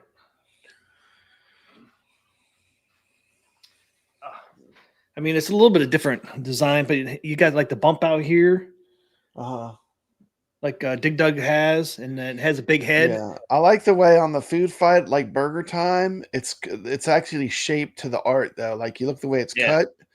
Like Burger Time does that too with the chef's hat, but the actual shape of the cabinet is cut to the art, which I always thought was super cool. Yeah. But Dig Dug and this look similar, except for the like you said, the pie shape. But if you take the pie shape away, I think it's the same. It might be the same cabinet design. It is similar, isn't it? Yep. Even the cutout down here, you have like I like the art on Food Fight better though, for sure. Yeah, dude. It's like first time I ever saw that, man. Food Fight, I was like, man, that's so cool looking. And of course, under the black lights, it really glowed. Mm-hmm. I think even this one here glows on my black lights. Can't quite tell because I got my light on, but But yeah, who came up with that? Dig Dug, right? It's a bizarre idea. There were spin-offs. Did you know that? Mr. Driller? Mr. Driller is fun. That is a good game. I played that one. That's a spin-off of Dig Dug. Yeah, they had a really great version of it for the Dreamcast that I used to love playing.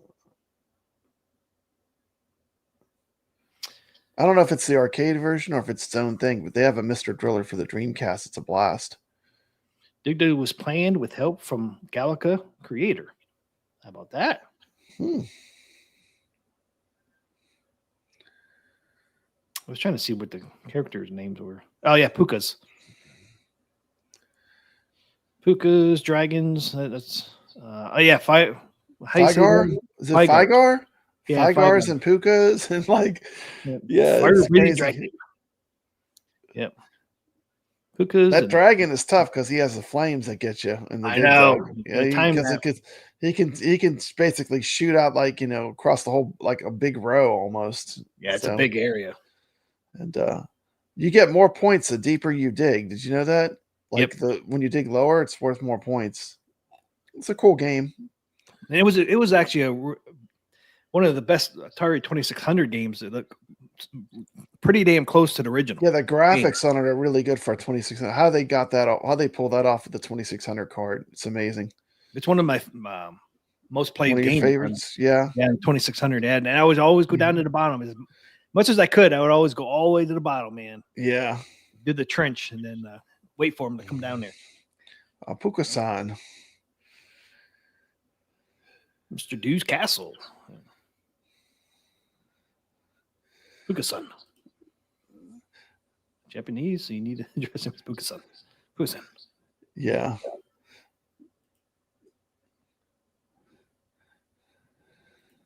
Yeah, Mr. Dew's Castle is pretty fun.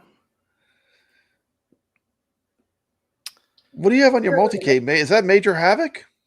Yep. Oh, I love Major Havoc. That's a great game. That's a great Atari classic game. Yep. Is that a pack-in game on that arcade as well? Is that in there? Or Yeah. Is that yeah. Cool. Yep. You can Major almost Havoc's good. Yeah, obviously. That'd be a good game to. Did we do that one already as our Arcade Talk game of the week? I think we might have. We might have. We've done a lot of Yeah, I know we've done a lot of Atari. vectors and all that. Mm-hmm. That was a good game though. 50-50. We're at a deadlock, Team McCloskey. Dig Dug and Donkey Kong are tied. 21 votes. Wow. 22 votes. Dig Dug's starting to pull away. Oh, no. Dig Dug's pulling away. That's 52-48. 54-46.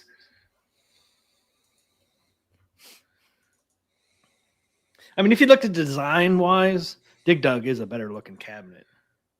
It has more details to it, more artwork on it.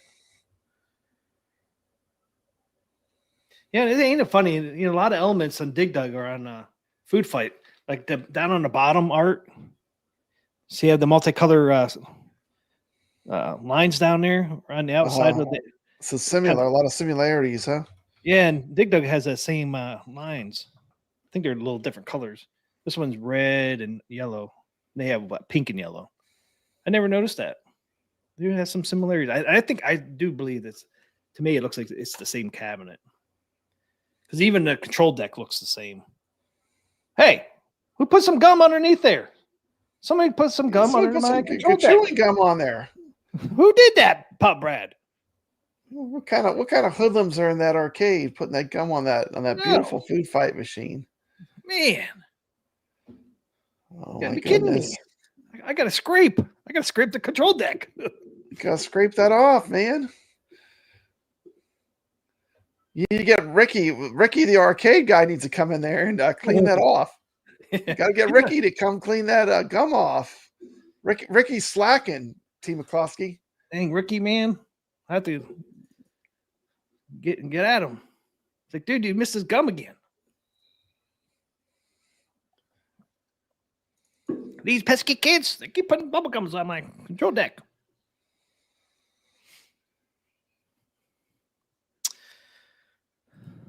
Step said Donkey Kong is not the best looking Nintendo cab. That would go to art type or Castlevania. Yeah, Castlevania. Castlevania I always liked a lot. Yeah. Good looking cabinet. Yeah, Castlevania is a great cabinet. Jason said 6139. Caro said, wow, that's a comeback.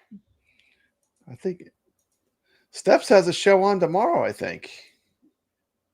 What time's your show? Oh, yeah, Steps? Friday. Yeah, Fridays. You don't, I thought I saw a thumbnail went up for a show. 6 p.m. or 7 p.m. I think it's during the day. Doc Mario. Definitely want to catch it if I can. Dig Dug just took Pennsylvania and Georgia. Call it. Oh no, at 6 o'clock. 6 o'clock. See, I told you it was 6 or 7. 6 o'clock. She's doing a show. Okay, awesome. We'll have to tune in for that tomorrow night.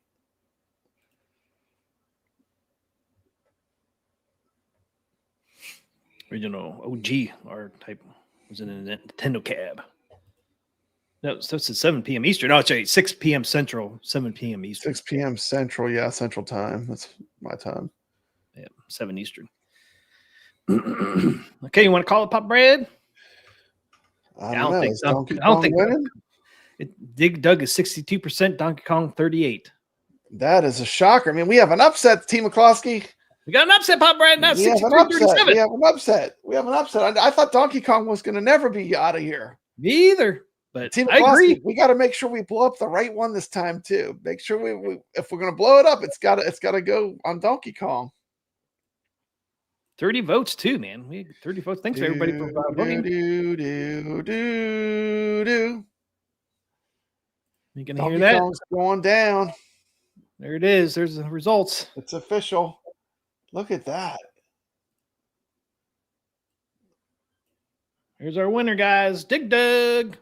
Dig Dug will be the next one to survive. Doc Mario says the early polls were wrong. Look at that. Even the control deck looks awesome. It does look. I like that cabinet. It's very colorful. Yep. And it goes with the colors of the game. Yeah, it does. It's all coordinated good.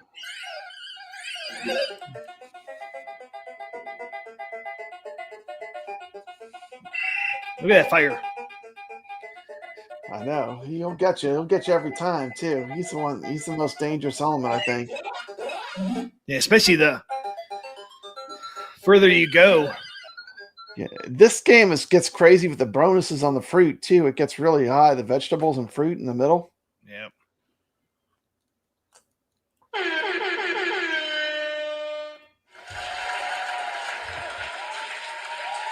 Woo! Dig Dug, you are the winner. Okay, Yeah. Team McCloskey, time for the executioner. Executioner, here we come. Oh!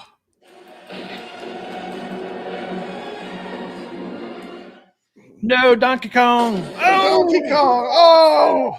Such a classic. Woo! Woo! She blowing up good. She blowing up. All right. Real good. yeah, I like that part a lot. Woo! She blew up real good. Pop Red, real good. Blew up real good. I like that part a lot. Real good. Dig That Dug was- takes out Donkey Kong. Man, this was an action-packed show. We had Atgames. We totally disagreed on Sea of Thieves. We had Crystal Castles. We got to have Donkey Kong versus Dig Dug. It was an exciting show, Team McCloskey. See a little bit of Stern, Dungeons and Dragons, I even. could get a little eyeful, not too much, but I'm sure they'll reveal it soon. I don't know. Our tournament is Empire Strikes Back, Star Wars. That's our tournament this week. Goes to next Wednesday. Hope you guys can check that out. But I found this little when I was putting the video together. I found this cabinet, Oh, okay. Let's check that out. which is a rare thing that people probably have never seen. Oh, I've never seen that. Look at that. That Empire Strikes Back. that Darth Vader is psychedelic. Look at the minds coming off of him, man. I know. Look at that. It's got one of those infinity mirrors like Black Hole, too. Look at that, where you look and it goes on forever. Yep. One of those infinity effects. That is cool. I've never seen that table. That is pretty cool. That's got to be super rare. Oh, I see X-Wing in here. Look at that. That is pretty neat. Not sure what this is. It's kind of not the greatest image. You'll probably never see one of these because guess who made this? I don't know. It is The Empire Strikes Back is a physical pinball table produced by Hankin Manufacturing. It was released in 1980 exclusively in Australia. Australia. And it is believed to be the very first Star Wars licensed pinball game ever. Oh, interesting. So the first Star Wars licensed pinball was an Australian game. Yep. That's pretty cool. That's why we never saw it, because Yeah. we're not in Australia. Ain't that neat? I mean, That is pretty cool. I saw that when trying to put my video clip together and stuff, and that I mean, popped up. those What the hell is lines it? coming off of Darth Vader. I mean, it's just like it's psychedelic, right? Very Yeah. cool. The artwork is very interesting. Then you got the red on the back glass going around his helmet and around his head. Yeah. I mean, it's I a like pretty it. neat cap. Darth Vader's a star, you know? Yep. I'm a fan of wish it was- that. A fan of that. I should look see if I could find some gameplay of it. I didn't think of that, but I just thought the cabinet was kind of cool. Yeah, it is cool. That is cool. So I just want to throw that out there. I don't know. You got anything else? That's it. Did you want to put up the room code for Empire Strikes Back? Yeah, I Give can a slide for that. play the little clip, just the first part of us. Yeah, don't play copyright claims, so don't play the whole thing. T. McCluskey. I'll just mute it. Okay. Papa Yeah, Brad just mute the sound because the sound's what claims. part of Arcade Talk show presents Zen Studios Pinball Tournament. This week's table is We would be honored if you would Pause. join us. There it is. Star Wars pinball. Star This Wars pack pinball. It was on sale, but I don't think it's on sale anymore. Yeah, this one's coming to Atgames too, so this will be a fun one to practice for when it comes to Atgames. You can practice this week on Arcade Talk Now we got tournament. the tournament going on. You can play on any of the consoles except for Switch, PlayStation 4, PlayStation 5, Xbox. Steam, It's multi. Epic Games. It's a fun table. I've only gotten into it a little bit so far, but It is fun. It's fun. I like when the stormtrooper pops out of that center part, and I like when Darth Vader comes out. I didn't get this mode yet with the walker. here it is. I need to get to the mode with the walker. I need to play some more. The Cloud City, Yoda training Luke. Get a lot of call outs to the movie. Yeah, I mean, it's really goes with you have like 6 different scenes. Mhm. that, cover the whole movie basically. Yeah, Even Ojib says one it's is really cool in VR. Oh, I bet. Okay, there it is. There's a tournament code 4V6. 4V6W. Oh, I thought I paused that. 4V6W. Yeah, come join us. Come play some Empire Strikes Back and Pinball Effects. There it is. I even got this is the Empire Strikes Back movie trailer. The movie poster. That looks great. So iconic. I mean, I still remember when I was a kid seeing this at the movie theater before you first walk in on the outside. Look at Boba Fett down there, all mysterious. They got Lando. That's pretty cool. Yeah, R2. They pretty much got everybody. They got everybody. Yeah, that's a pretty good looking poster. Yeah, I remember that. Han Solo, Princess Leia. Luke. Yeah. Hoth. What are those things called? Tauntauns. The Tauntaun, yeah. I still have my That's the poster. Tauntaun. I have my Tauntaun still. You have a Star Wars action figure. You have the Tauntaun for it. Yep. That's cool. I got Luke from Hoth, and there's like a hole inside it. You stick down. It sits in there. That's cool. Yeah, his feet. It sits down in there. These things are crazy looking. If I can find it, man, next show I'll show it. Okay, that'd be cool. It's in one of my boxes that I haven't unpacked. Yeah, no Yoda. Yoda didn't make the poster. Doc Mario did find a character that's not on there. right. No Yoda. Yeah, he is not on there. I think this is Darth Vader over here. Yeah, believe it's like that's- Darth Vader's helmet, kind of. Yeah, Yoda did not make it, did he? Didn't make the cut. Guess they're keeping him secret. They want people to see him. Probably, yeah. They want him to be surprised Yeah. because that So was come the join movie our- poster. Come join our tournament, guys. It'll be a lot of fun. They said it's going until January 8th, which is next Wednesday.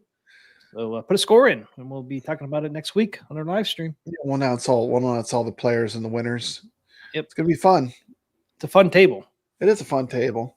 Dude, doing your this ball travels down a lightsaber into the lanes. I know, ain't that cool? It actually does a lightsaber, and the ball rolls across the lightsaber. It's very cool. It is really cool. Very cool. And the 3 bumpers are droid heads, which is pretty cool, I think. Yeah. If you like Star Wars, you can't help but like this table. It's got a lot of nostalgia, a lot of callbacks to the Star Wars, the original trilogy. Yeah. It's cool too, because if you go through the scenes, which are your modes, if you go in order 1 through 6, it follows the storyline from Empire Strikes Back movie. Like the first scene 1 is Hoth, so it actually goes in order. It's kind of cool. Yeah, it is cool. I like the way they did that. It's well themed. I mean, you got the whole movie pretty much in this, Yeah. Bats and stormtroopers, and I mean, they have everybody in there. It's not like Return of the Jedi where they skipped an entire section of the movie for some reason. Poor Princess Leia.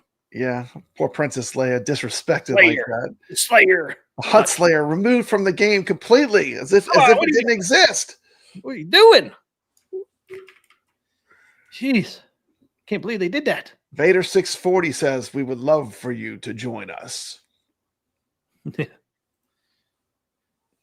Yeah, that was a pretty good sale. It ended.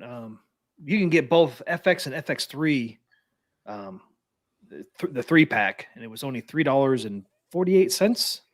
And you get both the FX and FX3 version. I think right now you can get both that bundle for $10. I think it is right now. Yeah, Ray De La Torre knows Han shot first. He knows. He knows the truth.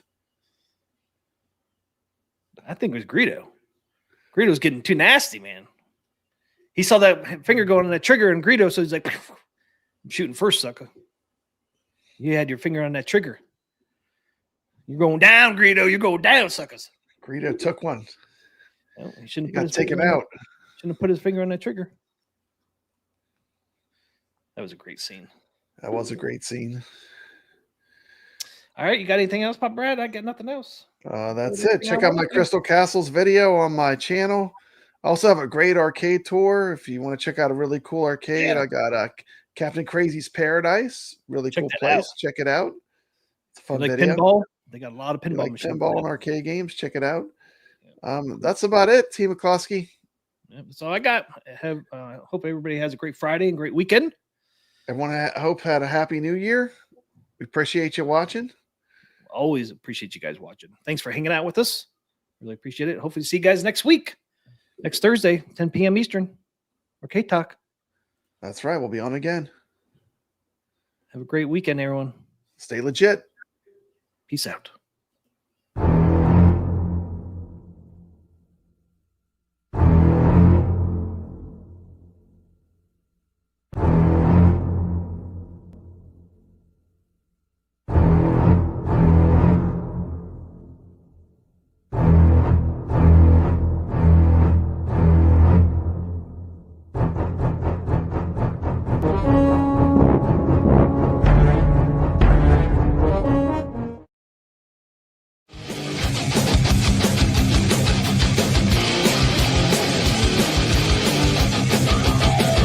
T. McCluskey presents Arcade Talk live stream.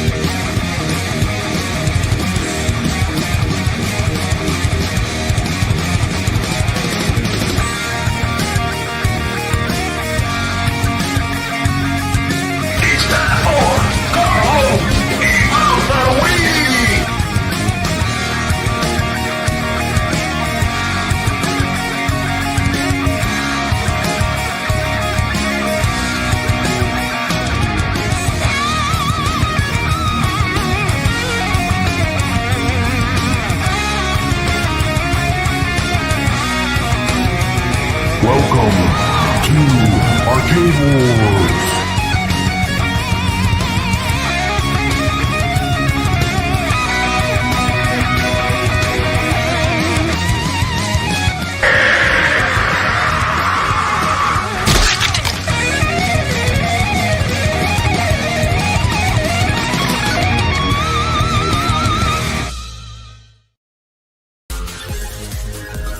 Ladies and gentlemen, thanks for coming tonight.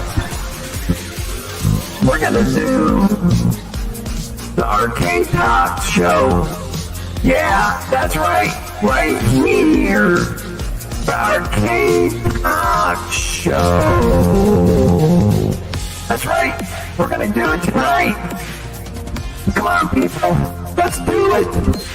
Let's do the show. What show is that? That's the Arcade Talk show. Yeah, who's on tonight, you ask? You know who it is. Pete McCluskey. And who else? You know who it is? Papa